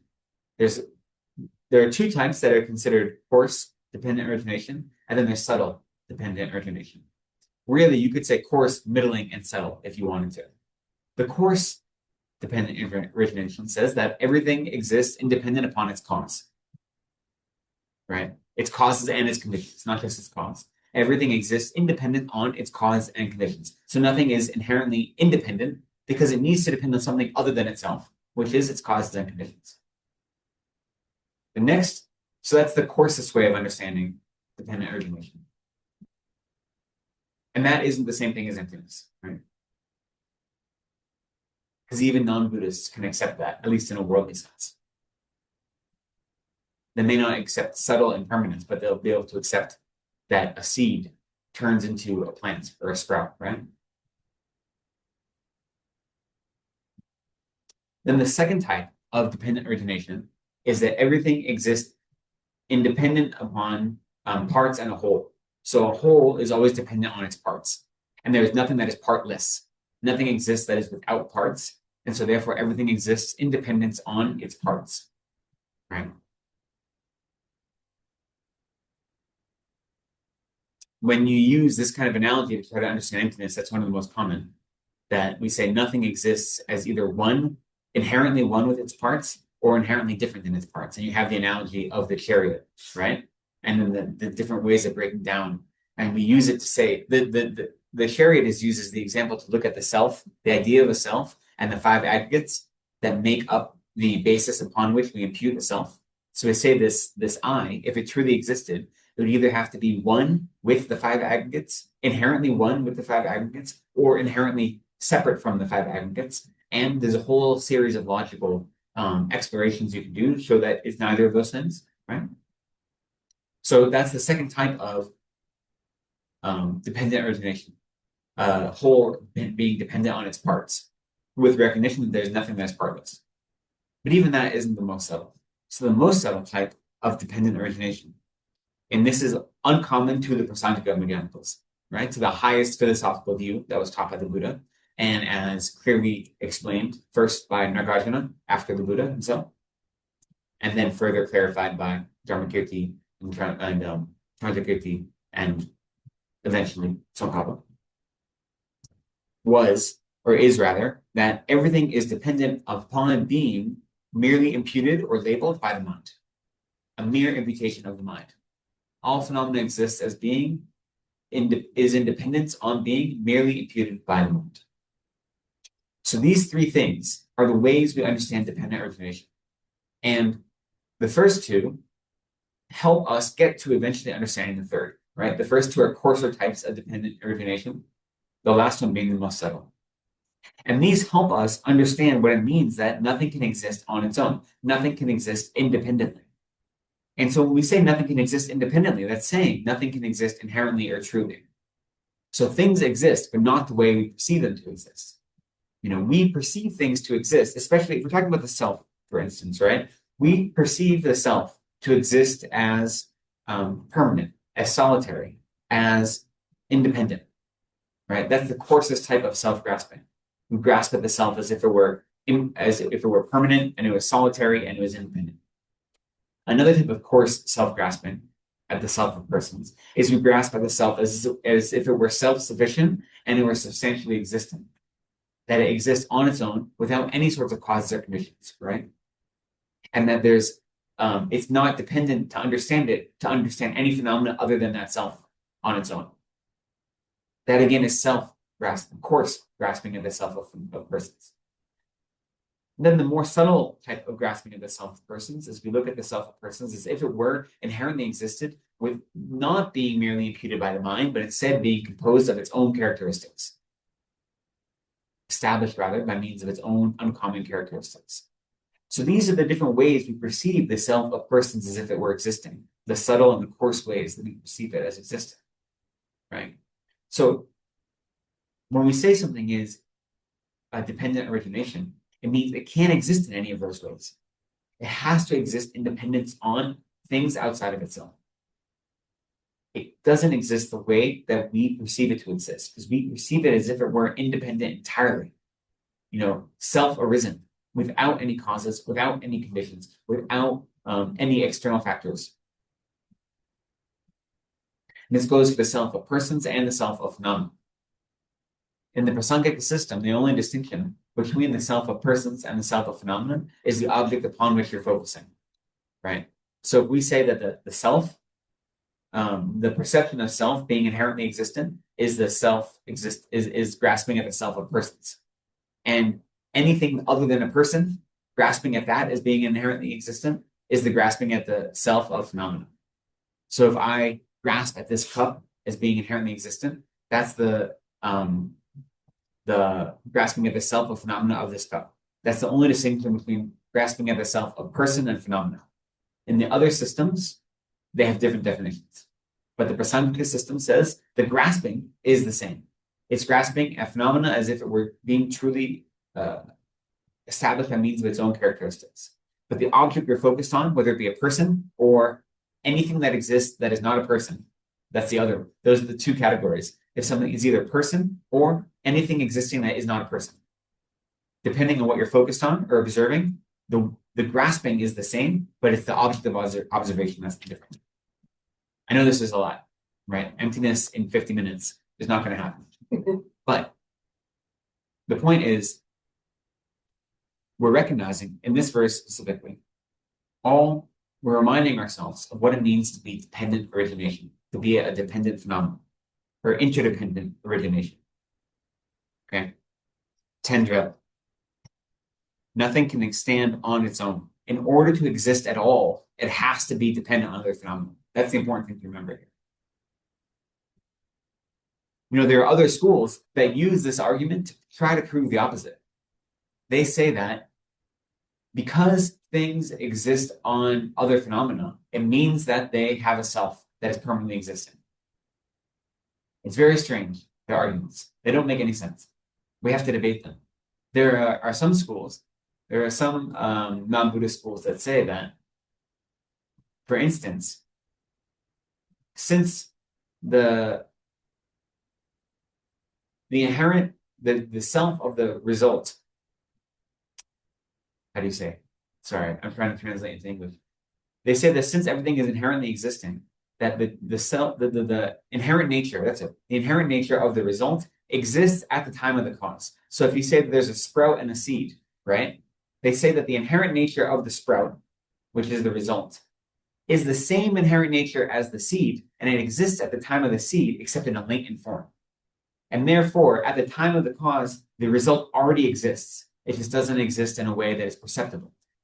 So therefore, they argue that cause and result don't exist in a continuum. They exist simultaneously. And they think that's an acceptable argument. And we said it doesn't make any sense. Cause and result necessarily exist on a continuum. That cause has to precede result, right? So they try to use dependent origination to prove the opposite of what we try to use it to prove. So their arguments always fall short. But so when you're studying, especially if you're doing a comprehensive study, then you have to study the other ways that the different philosophical schools, including the other Buddhist schools and the non-Buddhist schools, explain this phenomena. And they explain inherent existence, right? We say that a lack of inherent existence is what allows karma to work. If things inherently existed, cause and effect wouldn't matter. If something inherently existed if suffering inherently existed, there'd be nothing you could do to get rid of suffering. Okay? If nirvana or Buddhahood inherently existed, the fact that we're not there now means we could never get there. If it truly existed and it wasn't something that was dependent on things outside of itself. So true existence negates the capacity for karma to work in any meaningful way. So if there is a true existence of the self of a seed, then there would never be a sprout, because that seed would only exist as a seed. And there would be nothing that could cause a sprout to emerge, because the true existence of a sprout is necessarily distinct from the true existence of a seed. So it's easy. This is the reason emptiness is hard to study, because you can easily say, well, if nothing truly exists, then nothing matters, right? It's easy to misunderstand emptiness and to fall into nihilism and say, well, if nothing truly exists, then karma doesn't matter. Nothing matters at all. And we say, no, it's the exact opposite. Because nothing exists the way it appears to us, that's what makes karma matter. Because nothing exists the way we perceive it, that's what makes cause and effect actually work in reality. If things existed truly and inherently, there'd be no change. Nothing would ever change. We wouldn't have the capacity to grow as individuals in a worldly sense or in a spiritual sense. We'd only exist the way we perceive ourselves. We'd be locked in this stasis and stagnant, unable to develop in any meaningful way. So the very fact that we are able to engage in spiritual practice and develop is proof that nothing exists the way we perceive it to. I'm seeing a reflection. There's a mirror in front of me. So there's some black spot on the mirror. But that is getting reflected on mine. I feel that it is of mine. But again, I move that mirror. But I'm still here. How do you explain that? I'm sitting in front of the mirror. Okay. So my reflection is there. I am stable here. Yeah. But the mirror keeps moving. So Okay. I feel all these waves in my life is external. I don't know how to put this forward. It's just that outside everything is it's getting manipulated, but it's me alone here. It's external thing that. So is the you alone here not ever changing in response to external phenomena? How do I connect that to No, this? is the you here is stable and not changing? Stable here, but You're not changing. I feel that I am the mirror, but the mirror keeps moving. I feel that I'm moving with the mirror, but actually, when we see in reality, I'm stable enough. It's the mirror that is. So I think in a few verses we have an analogy of a mirror, but it's a misunderstanding to say that I am stable and the mirror is moving, because I am also always changing, right? So we use the analogy of a mirror to say that we have to view ourselves as having the inherent existence of a reflection.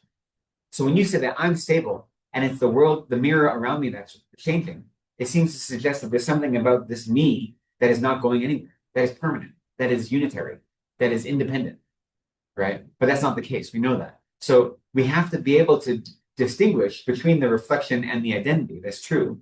We don't confuse mirror reflection for the thing that is being reflected. Yet, that doesn't mean the thing being reflected is never changing and is inherently existing the way we're perceiving it. Let's get to that example, and I'll bring it up more. And then if there's still doubts, we'll go about it then. Because there's a number of examples that all try to help. Whether they help or not, I don't know, but they try to help. So we'll go through those. Those are the next two verses, or the next verse and a half. So 106, and then the first 4 lines of 107, saying, there is nothing substantial to anyone's life force. It crumbles apart like a water-soaked log. This really, I think, should be like a plantain tree. That's okay. There is nothing substantial to anyone's lifespan. It bursts in an instant, like bubbles of foam. All the things of this world are but fog-like appearance. When closely examined, they fade out of sight. Like mirages, these things at a distance seem lovely, but when we come closer, they are not to be found. All things are like images found in a mirror, and yet we imagine they are real, very real. All things are like mist or like clouds on a mountain, and yet we imagine they are stable and firm. So, across these lines, we have 6 different analogies, right? That are all pointing about how we perceive things one way, which is distinct from how they truly exist. And so therefore, if we're able to perceive them in a different way, we can be closer to understanding the nature of reality. You know, I did mention the last line of the verse before, just again showing us how we perceive things and how they truly exist. But it says, the last line of 105 says, physical form is but a mental appearance, such as a torch whirling seems like a circle of flame. So if you have a torch that's on fire and you spin it in a circle, the appearance is if there's a whole circle of flame, right? Because our eye isn't able to see the movement fast enough. So we see one continuous circle of flame.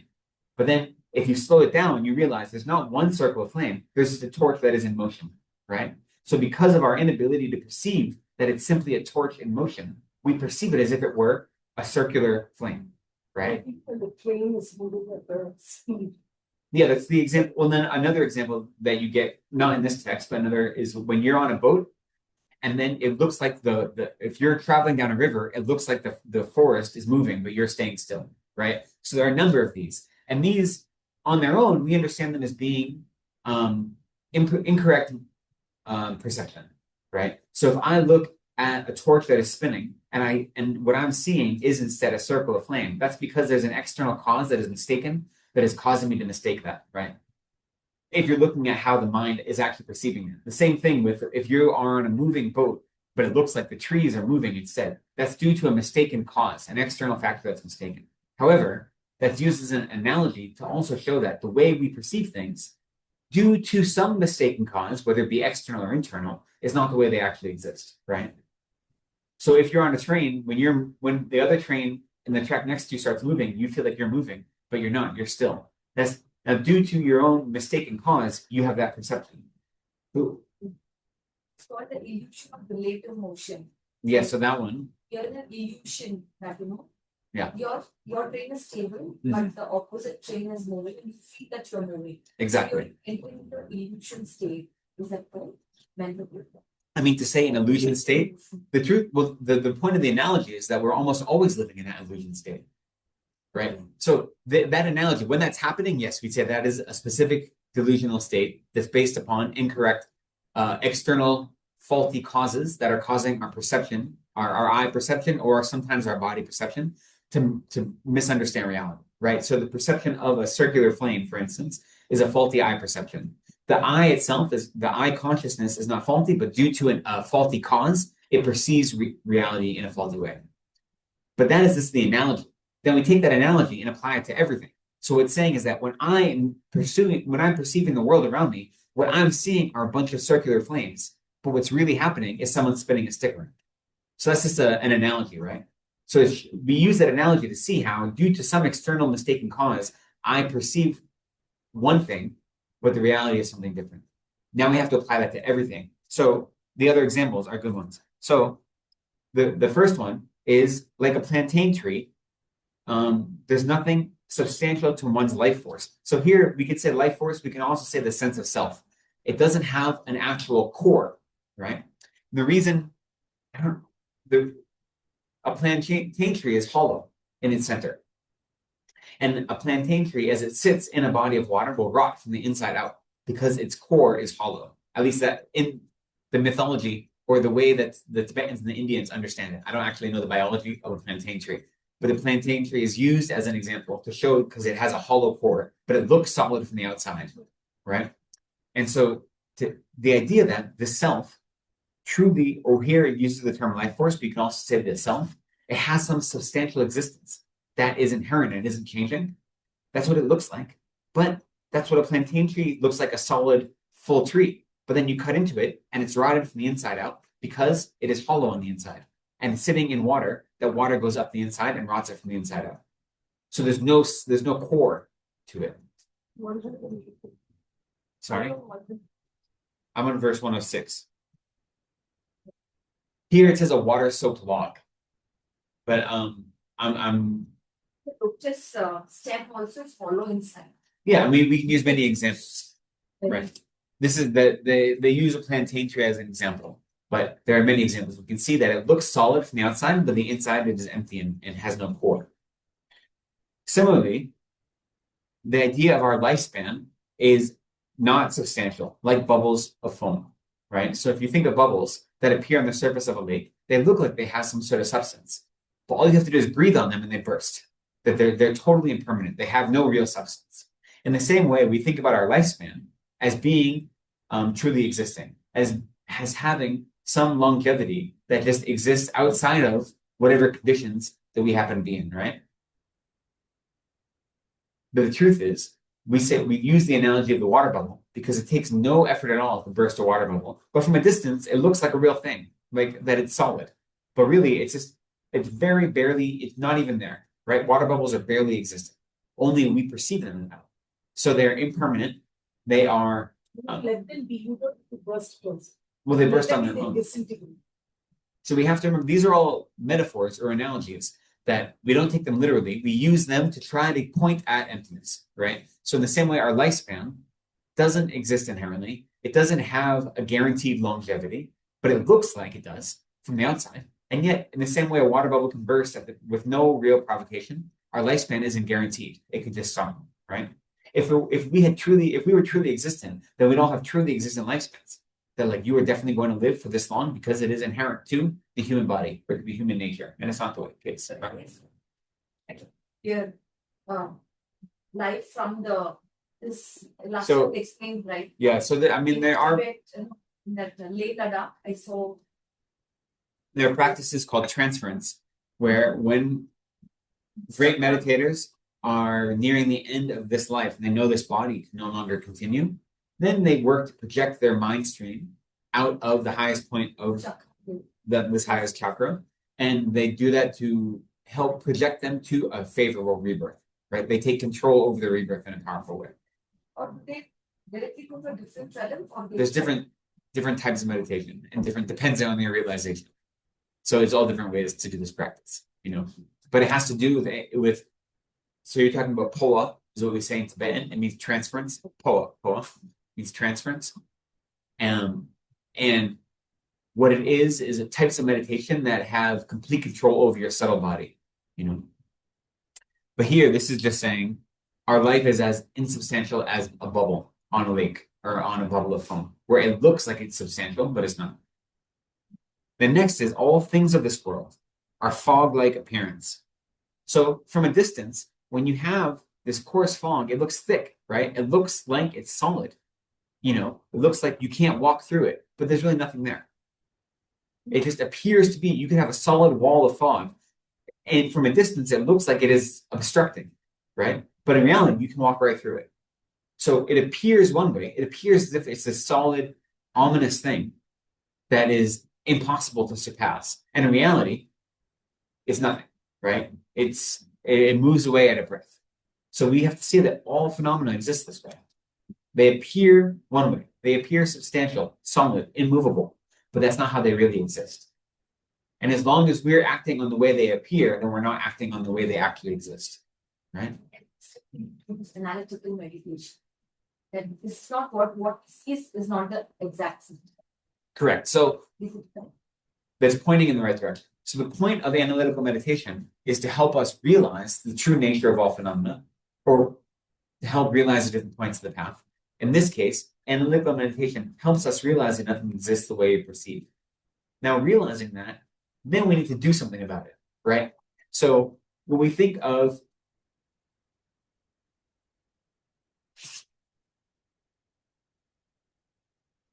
when we're focused on ourself, the reason realizing the selflessness of persons is useful is because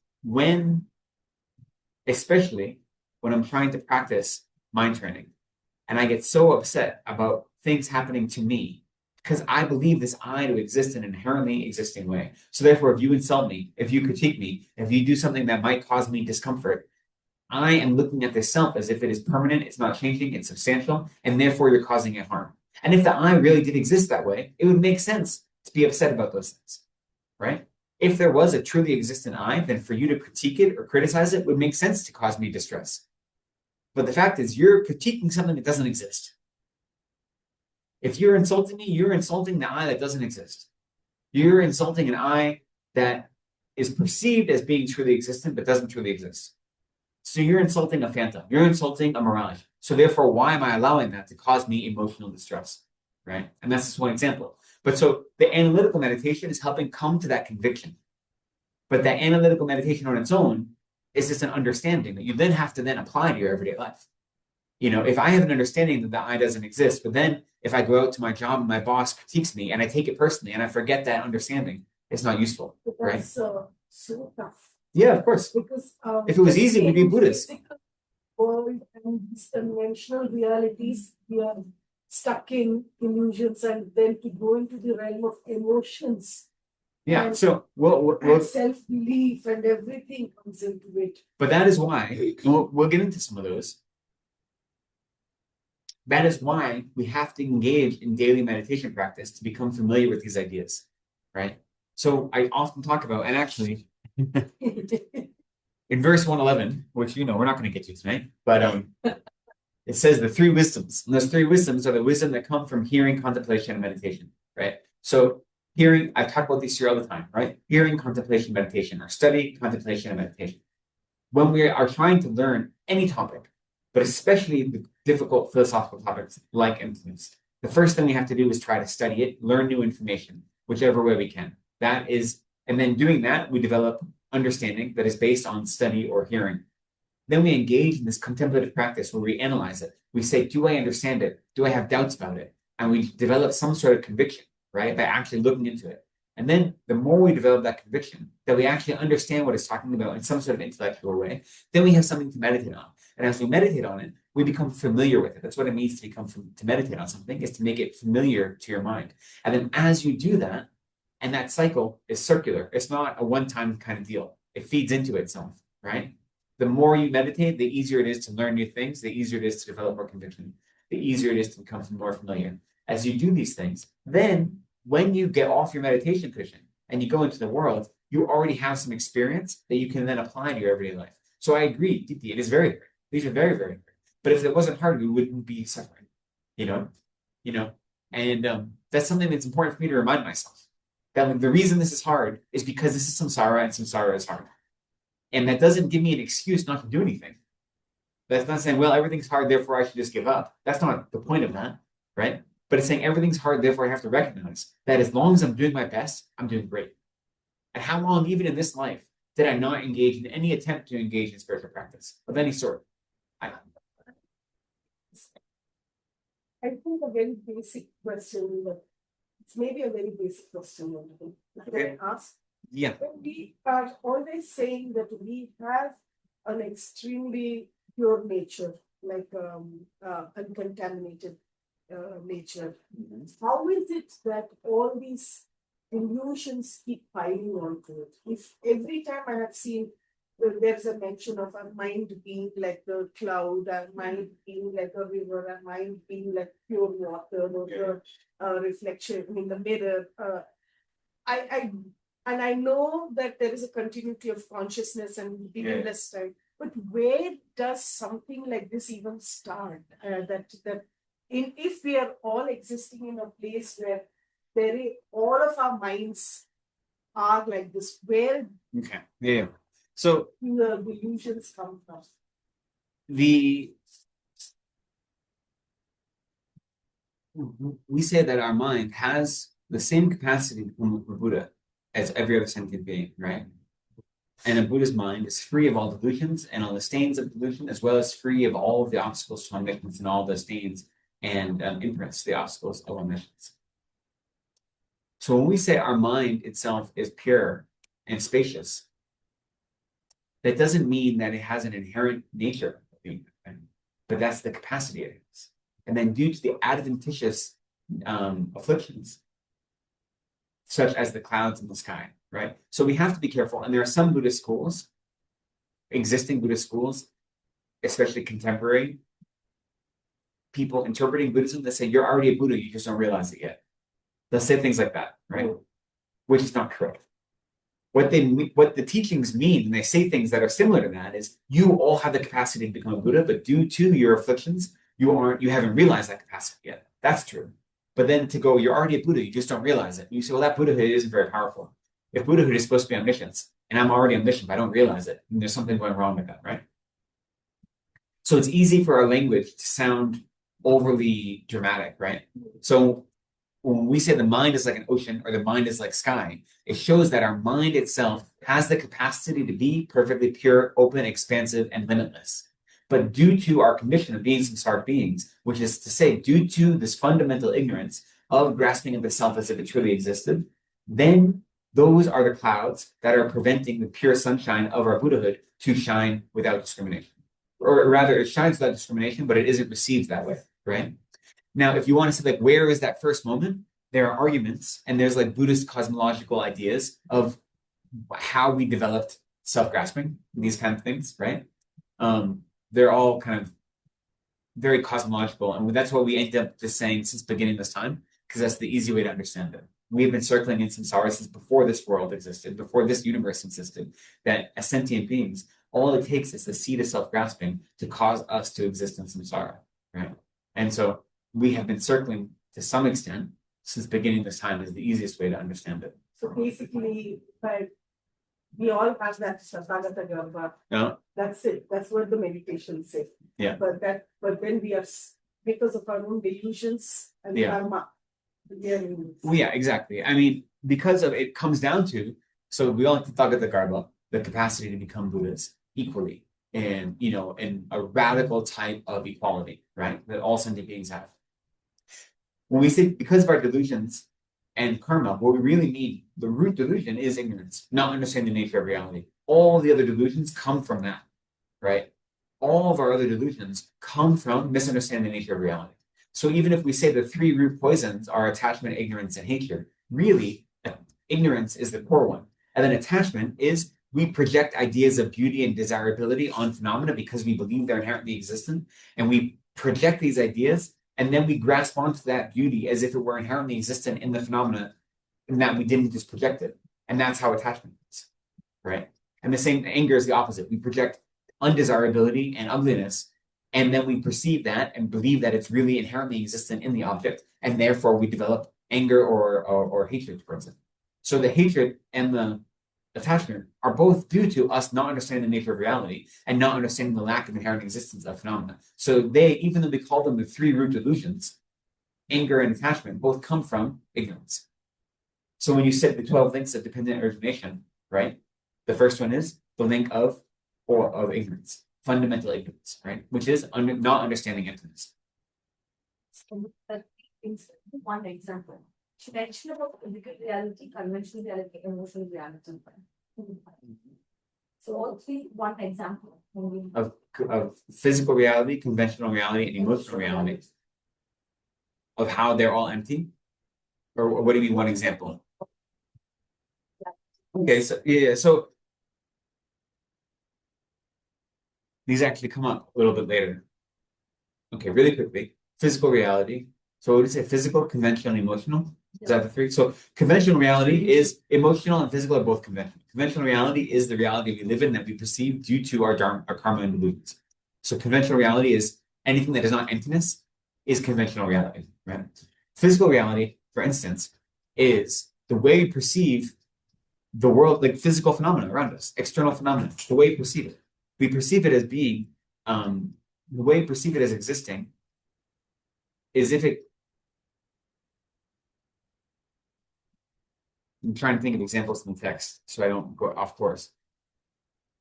Here's, if we're thinking of the self of persons, here, when we think of how easy is it for us to conflate our body with ourself, right? And like, if I get hurt, I say, oh, I hurt my hand. Is there any inherent me in that hand? but the language I use presupposes that I exist in my body in some way. The difference between, you know what I mean? Or that I possess my body in some way. There's some relationship between the self and the body it possesses, right? So when we talk about the self, which is imputed upon the self, the idea of a self is merely imputed upon the independence upon the five aggregates. Five aggregates being the physical aggregate and then four mental aggregates, right? We, not just we, all sentient beings, think that the self inherently exists as one with those five aggregates, right?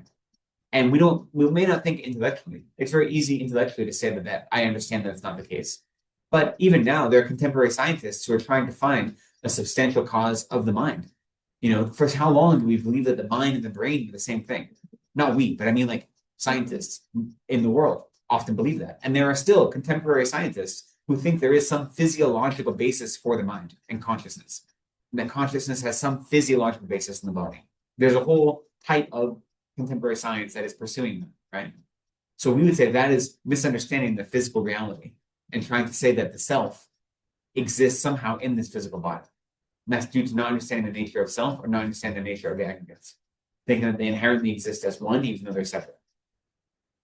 And emotional reality, that actually comes up later, but if I get angry at something, then I think that anger is justified, that anger makes sense, that anger is an appropriate reaction to the external stimulus, whatever it may be, right? So my first instinct is to believe that an anger is not only justified, but inherently existent, because it's the appropriate response to whatever that external stimulus is. That external stimulus is bad, is deserving of my anger, and anger is an appropriate mental attitude to cultivate in response to that, right?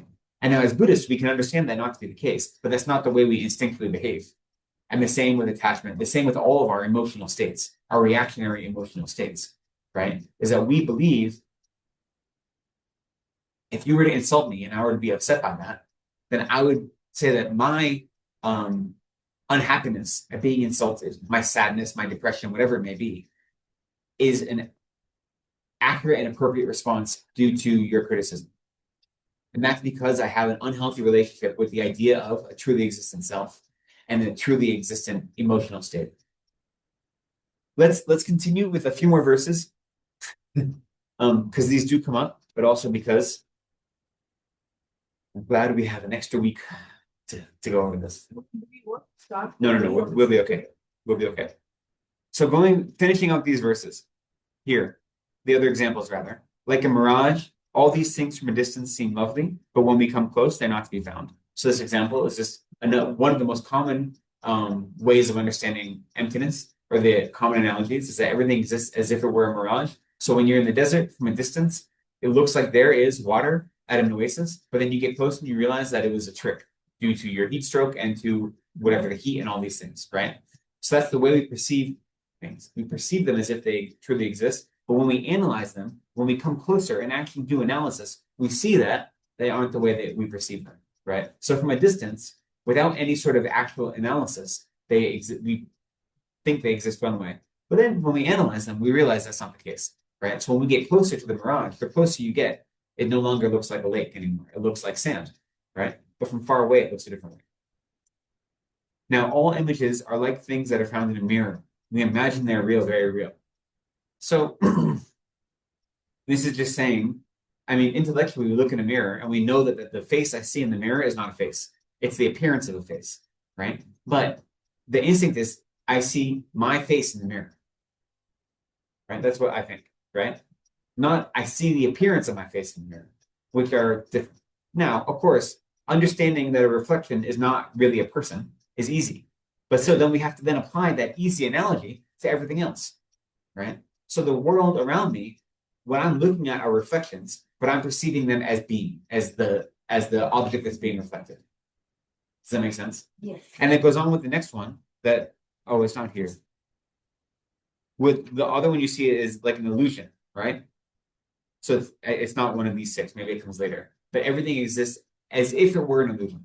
So the important thing with this analogy, with whether the analogy of a reflection or an illusion, is not that everything is an illusion, not that everything is a reflection, but it is like or similar to an illusion, similar to a reflection, right? And this is where we get into the distinction of reminding ourselves that everything does exist, but it exists in a conventional way. Nothing exists in an inherent way or a truly existing way. So that's how we have to balance the two extremes. The extreme of eternalism is balanced by recognizing that nothing exists inherently. And the extreme of nihilism is negated by recognizing that everything exists conventionally. So if we say everything is an illusion, then that is denying conventional existence, right? So we have to say everything is like an illusion. Everything is like a reflection. It basically says nothing exists. Nothing matters at all. Yeah. Right. Nothing matters. Well, if nothing exists, then nothing matters. Right. Nothing exists inherently, and also nothing exists conventionally. Everything is delusion only. And we said, no, everything is like an illusion because we perceive it one way, but that's not how it exists. And so they use the example of an illusionist or a magician who is able to take something like a rock or a stick, and then by reciting a mantra, all the people in the audience see an illusory elephant or a horse, right? So the people in the audience are like those of us who don't have any recognition of the nature of reality, is that they perceive a horse and they believe it to be a horse. The magician is like someone who has some understanding of emptiness, where the magician would perceive a horse or an elephant, but he knows that it's not actually a horse or an elephant, that is magic trick only, that it's a delusion or an illusion rather. And someone who is either in meditative equipoise or is a Buddha, who is like someone who came up later, who didn't receive the mantra that causes that illusion. So all they see is a stick or a rock because they don't even have the appearance of an illusionary elephant, right? So we have three different people: the person who's in the audience, the illusionist themselves, and someone who comes late, who isn't affected by the illusionist, by the magician's mantra. Show someone who has no recognition of the nature of reality, who perceives the elephant and believes it to be an elephant, someone who has an understanding of reality, of the nature of reality or emptiness, who still perceives the elephant, but realizes that it's not really an elephant, and someone who is either in meditative equipoise on emptiness or who is a Buddha, who neither perceives the elephant nor believes in the elephant, but they see what actually exists, which in that analogy is a rock or a stone, right? So finishing verse 107, our foe, our insistence on ego identities, truly our own, which we wish were secure, and our butcher, the selfish concern for ourselves. Like all things, these appear to be truly existent, though they have never been truly existent at all. And then continuing with 108, although they appear to be concrete and real, they have never been real, anytime, anywhere. They are not things that we should burden with ultimate value, nor should we deny them their relative truth. And as our grasping for egos and love for ourselves lacks substantial foundations with true independence, how can they yield acts that exist by themselves? And then, how can this cruel, vicious circle of suffering, the fruit of those actions, be real from its core? So what these are reminding us, right? We just did all these examples of how things don't exist the way they appear. It says also, your self-cherishing mind and your self-grasping mind, those mental states that we're trying to avoid, they also don't inherently exist. All of your afflictions don't inherently exist. Samsara doesn't inherently exist. If they inherently existed, you could never get rid of your self-cherishing. If your self-grasping was it truly existent, you would always be self-grasping. There would be no capacity to get rid of it. So we have to remember that even our afflictions, which are the chains that are keeping us trapped in samsara, don't inherently exist. And if we, as soon as we forget that, then we don't ever put effort into get upending them, right? If I think that I am miserable, I'm always going to be miserable, nothing will ever make me happy, then I would never do anything to try to make myself happy. That's just in a conventional sense. Never mind emptiness, never mind this. If you really believe that no matter what I do, I'm going to be miserable, so what's the point of even trying to be happy? Then you won't take any of the steps that would bring you towards happiness, even worldly happiness, right? We can see worldly examples of people who, if they just did certain things, they'd be happier in a worldly sense, right? Never mind a spiritual sense. And yet they refuse to do it because they have the mindset that says, none of it matters. Whatever I do, I'm a failure. Everything hates me. Woe is me. What's the point? Right? And we can see that in worldly sense. It's the same thing for this. We have to recognize that all of our afflictions, all the chains that keep us trapped in samsara, don't inherently exist. And yet, they do conventionally exist. Because if they didn't conventionally exist, if we didn't believe they conventionally existed, then we wouldn't ever try to get rid of them either. Right? Both of those are equally dangerous. The two extremes. To say nothing exists conventionally is dangerous because we have no motivation to try to get rid of it. And to say everything exists inherently is dangerous because then it could never change, right? Those beliefs, those two extremes. So here, this verses are reminding us that our foes are self-cherishing and are self-grasping, which cause our suffering, which cause us to be trapped and exist in samsara. They, like everything else, have no inherent existence. They appear as if they do. They appear to be concrete and real, but they've never been real. They've never existed. And therefore, we shouldn't give them this ultimate value, is what it says in verse 108. We shouldn't burden them with the belief that they truly exist. But at the same time, we can't pretend they don't conventionally exist. So we have to recognize that our self-cherishing mind exists. Our self-grasping mind exists. They cause all of our suffering. But since they don't inherently exist, that means we can get rid of it. That means we can apply antidotes to get them out of our lives, to not act on them, to slowly but surely make it so that we are pointed towards Buddhahood and not continually circling in samsara again and again and again. So we have to find the balance of even recognizing that our afflictions are not inherently existent, but they do conventionally exist. Karma does not inherently exist, but it does conventionally exist. So here it says, this cruel, vicious circle of suffering, which is samsara, and the fruits of our negative actions, they exist. They don't inherently exist, but they exist, right? Otherwise, what would be the point of engaging in virtue or non-virtue? Okay, I think we have to stop there because if you have one more question, we can do it. Yeah, go ahead. Issues, Indian constipation or other lifestyle disorder. I've seen elders or even in the mid-age patients, they carry their childhood trauma, which was they've been though Yeah. they're educated, so in subconscious mind they carry the narcissist parents' childhood trauma. So in their daily life now, they become a victim mode, and they don't. They're in a state that they always, So is that pattern of the thought process? Can we call it as like past life karma or the programming of your parents' characters being carried over? And you're not able to recognize that golden light within you. The layers are covering your Buddha, whatever that you mentioned, the right? Buddha nature, yeah. So I want to understand on that. So to cut that pattern by this analytical meditation, they can cut the pattern and go into a healing process. So And it is carried up from our parents. yeah, I understand. On the one hand, yes. On the other hand, when you're dealing with patients who aren't Buddhist, you have to be careful of what kind of advice. I mean, there's obviously your clients are in a secular capacity, right? So from a Buddhist point of view, anything like PTSD or inherited trauma or generational trauma, right, or epigenetic trauma, all these things, they conventionally exist, like they do exist, yet they don't inherently exist. And so some of the analytical meditations that even you can use in a secular way to look at the trauma you experience, not letting yourself be defined by that trauma. Well, yeah, but I didn't mean you, but you know what I mean, like anyone, right? So some of those secular practices are very similar to what we're talking about, right? And so if you have a Buddhist understanding, you can apply the understanding of emptiness in a meaningful way to this. To say that whatever happened to me did happen, whether it happened in this life or in past lives. In this case, we're focusing on this life, right? So whatever happened in my childhood happened. Whatever it be to, malignant parents, narcissistic parents, abusive parents, or physical abuse, sexual abuse, any of these things, they happened and they has an effect on my body, on my mind, and my mental state right now. So PTSD and anxiety are natural consequences of having traumatic experiences in the past.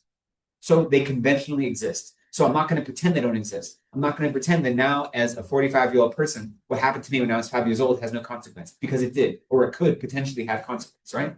So to say that it has no consequence would be like denying conventional existence. So we don't want to do that. But at the same time, if I give it more power than it really has, then I'm imbuing it with inherent existence and saying there's no way I can change what happened to me when I was a child. It affected me, and now I'm stuck this way. I can't ever mature out of this. I can't grow out of this. I can't move past my trauma, right? And that would be then giving it the other extreme. So we don't want to do that either, right? So as you're saying, this analytical meditation can help you recognize that I am not what happened to me. I am not the sum of all of the worst things that I experienced.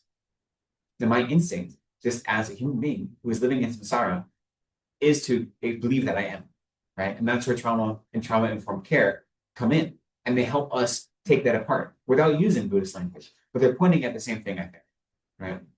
So as someone who's doing clinical care work and has an understanding of Buddhist philosophy, you can allow that to inform you. Because I think what you're pointing at is a correct way of understanding things. But it is not necessarily the language and the worldview that will help all of your patients if they aren't Buddhist. So you have to find that balance, right? And also, I am always hesitant. I'm just hesitant in general to do anything that would make people think that they are at fault for their own experiences of suffering, right? Which is to say, when we study karma, when we study any of these things, we say that I engage in the actions that are now ripening as my experience of suffering, right? That's true. That's 100% true. Like I engage in non-virtuous actions in the past, whether it be in this life or in past lives, that are now ripening as experiences of suffering. So that's true. That doesn't mean it's my fault, right? There's a distinction between those two things. Parents programming also. Well, in a worldly sense, yes, yeah. But even then, like you are the one that created the causes to be reborn in that family, right? Realize 99 So it says we need to keep our aim fixed on the enlightenment shown. So always we should make sure. Yeah, so that is reminding us that, so that whole verse is saying that that verse in particular is saying that until all sentient beings actually achieve freedom from suffering and achieve Buddhahood, then that is what the goal has to be, is that all of my actions need to be motivated by the wish that all sentient beings are free from all suffering, right? And so that's what that verse is pointing to. And it's recognizing that I can't be content with small baby steps of like worldly happiness. Worldly happiness is not a level of contentment I should seek. I shouldn't seek my own happiness, my own nirvana. I should be seeking everyone's elimination of suffering. So that's that verse is pointing to. But I think it is true, trying to understand emptiness and trying to understand trauma, generational trauma, epigenetic trauma, PTSD, anxiety, trying to understand these things through the lens of emptiness is very helpful as a practitioner. But then how you bring that into your engaging with clients and with patients, you have to navigate as a professional, you know? And it's the same thing as like, I get asked advice all the time from people who aren't Buddhist. Because it's so you must know something because you're a monk. So they give us advice. But if I were to use Buddhist language, it wouldn't be helpful to them because they aren't Buddhist, right? So you have to find some way to take your understanding of a topic and then filter it into something that is useful for other people. Because the goal isn't to make other people believe in Buddhism. The goal is to make other people be free from suffering. So whatever technique we can develop that is always working towards Buddhahood to achieve that goal is a useful technique. Yeah. There's a question here. Okay, so let's do that one question online and then we'll have to call it a night because we're running late. Alexander, go on. Go ahead. Hello, Venerable. Catch Hope you you're later. all right. Yeah. A question about this our self-cherishing mind that is commanding our existence.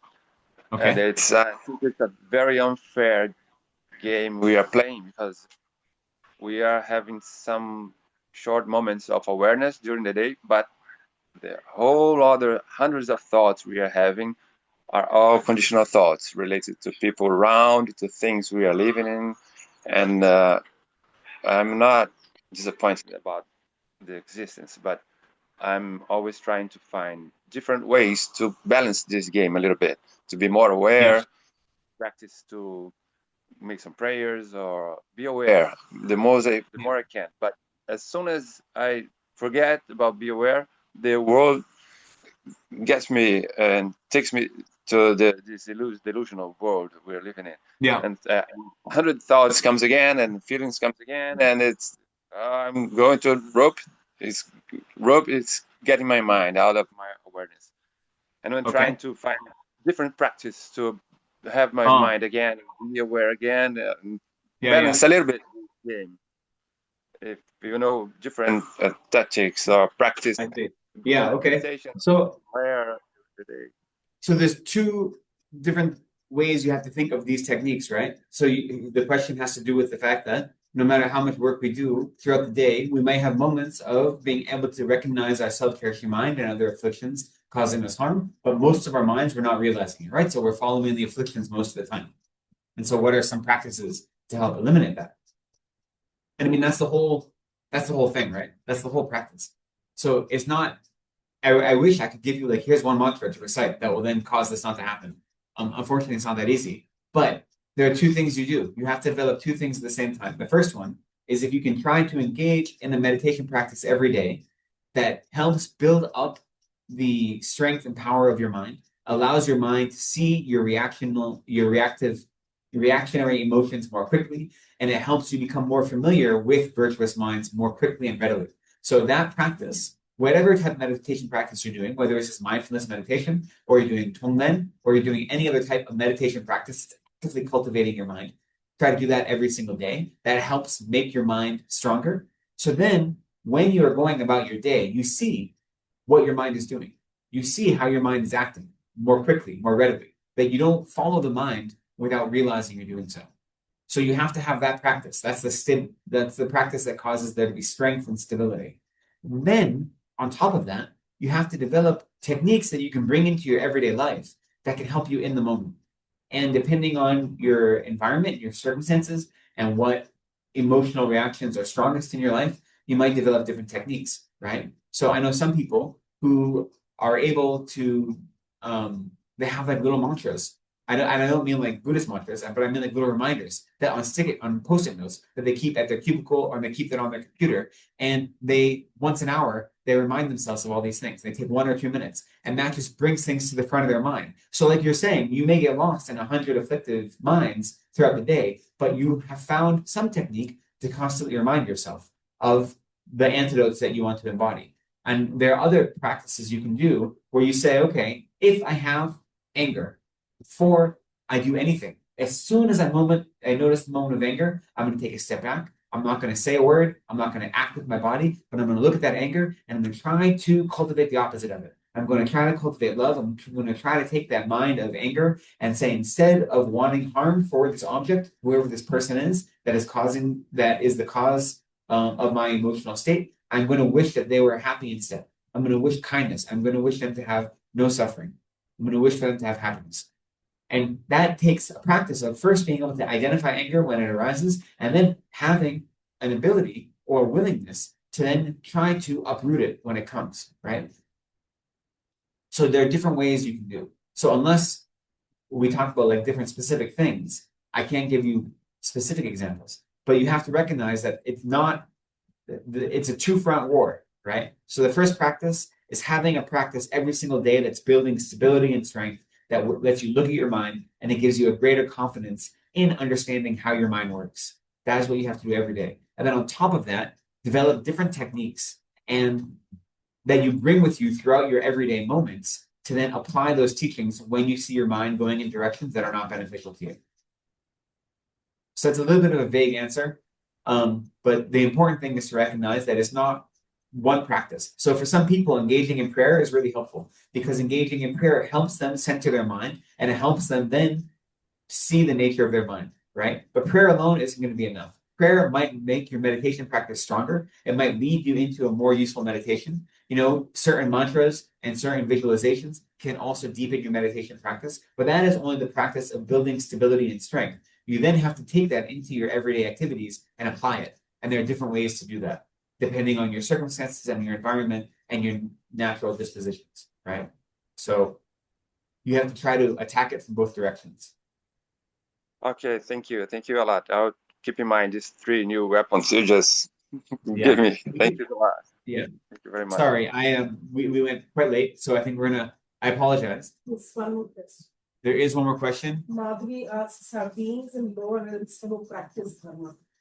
Yes. So the question is, have beings in lower realms ever practiced Dharma? We say, of course, that if we believe that all sentient beings at some point in the past have been my mother, then at some point they have practiced Dharma. But they allowed their afflictions overtook them and caused them to be reborn in lower realms. And the real danger is that once you're reborn in the lower realm, it becomes so much easier to accumulate negative karma and so much harder to practice a spiritual path, that it's almost creating a negative feedback loop, right? Once you were actually born there. So at some point, we say all beings have practiced Dharma, but their afflictions were stronger than their Dharma practice at the time of their death that caused them to be born in a lower realm. So that's why we need to do our work now to avoid that. Okay, we're going to end there. We will finish next week.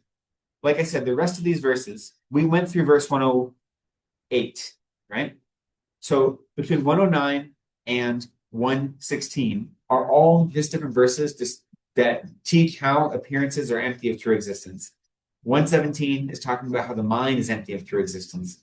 And 118 and 119, or 118, which is a little bit longer verse, is how the mind and appearances are both non-dual in nature. So they're all talking about emptiness. So we'll talk about those verses in the first half of class next week. And then the second half of class will be any questions about the text, any questions about mind training in general, to wrap up our presentation of the Wheel Sharp Weapons. So please bring all your questions with you next week, regardless of what part of the text they're on, or even if it's a question that's not specific to the text, but about how to apply this text to your everyday life, bring that as well. And we'll address as much of it as we can next week. That will be online. I won't be here in Bangalore. I'll be online, but so digitally bring all those things with you. Okay. So then today, let us conclude by dedicating any merit. Recognize that through our practice of study and contemplation and meditation this evening, we've accumulated some good karma. And instead of keeping that good karma for ourselves, we dedicate that to all sentient beings, that it may ripen on them, that it might eliminate all of their suffering, that they might be free from all the sufferings of samsara, and that we especially may quickly become Buddhas so that we might be able to eliminate the suffering of all other sentient beings. And so, yeah, we will do a few quick verses. 36. Or 36. We'll just do these ones today, the shorter ones. Okay. You're right, though. No, You're correct. 235. We're trying to figure out what prayers we want to make the standard ones. But today, since I am already 15 minutes late, we're going to do the short ones. I'll do it. Yeah, sure. So we'll let the Mosaic today offer these dedication prayers. So for those who have the prayer book, I think she's going to be sharing it on screen, but it'll be page 36. And we'll do the 2 verses in English and then Tibetan, right? We'll repeat the second verse in Tibetan. I can do. And then we'll do the short, long life prayer for his wound. Okay.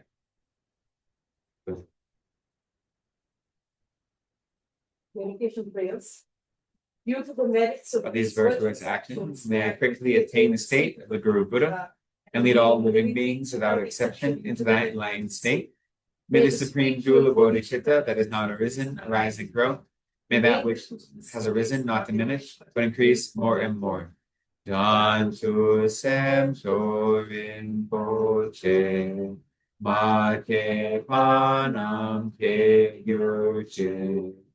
Kewanya pa me pa yang gone gondu telwar so. In the land encircled by Snow mountains, you are the source of all happiness and good. All powerful Chenrezig, Tenzin Gyatso, please remain until samsara ends. Thank you, everyone. Sorry for not completing the class today. I thought we would, but we will finish next week. And I am very happy that I had a chance to spend this time with you. So thank you. Thank you so much. Thank you all, and we'll see you all tomorrow at 10 o'clock for teaching on Bodhisattva way of life.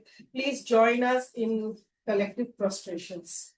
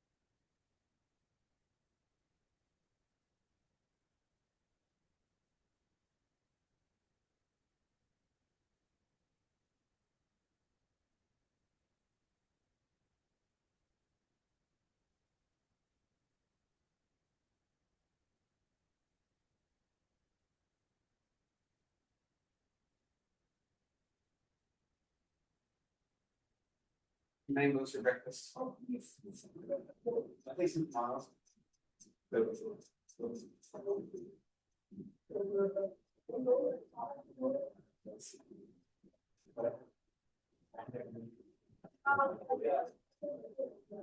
Yeah, I know. So, if before I can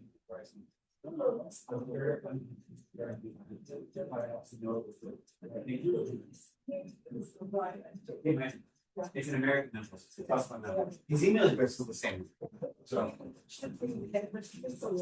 well, he was on the tree, and then he uses that as an excuse to. Like if he was on retreat last month, then you may not get an email for 2 months. You know, you're like, oh, I had so many emails from everyone. I was on retreat. So then, you know. But okay, I'll see you tomorrow.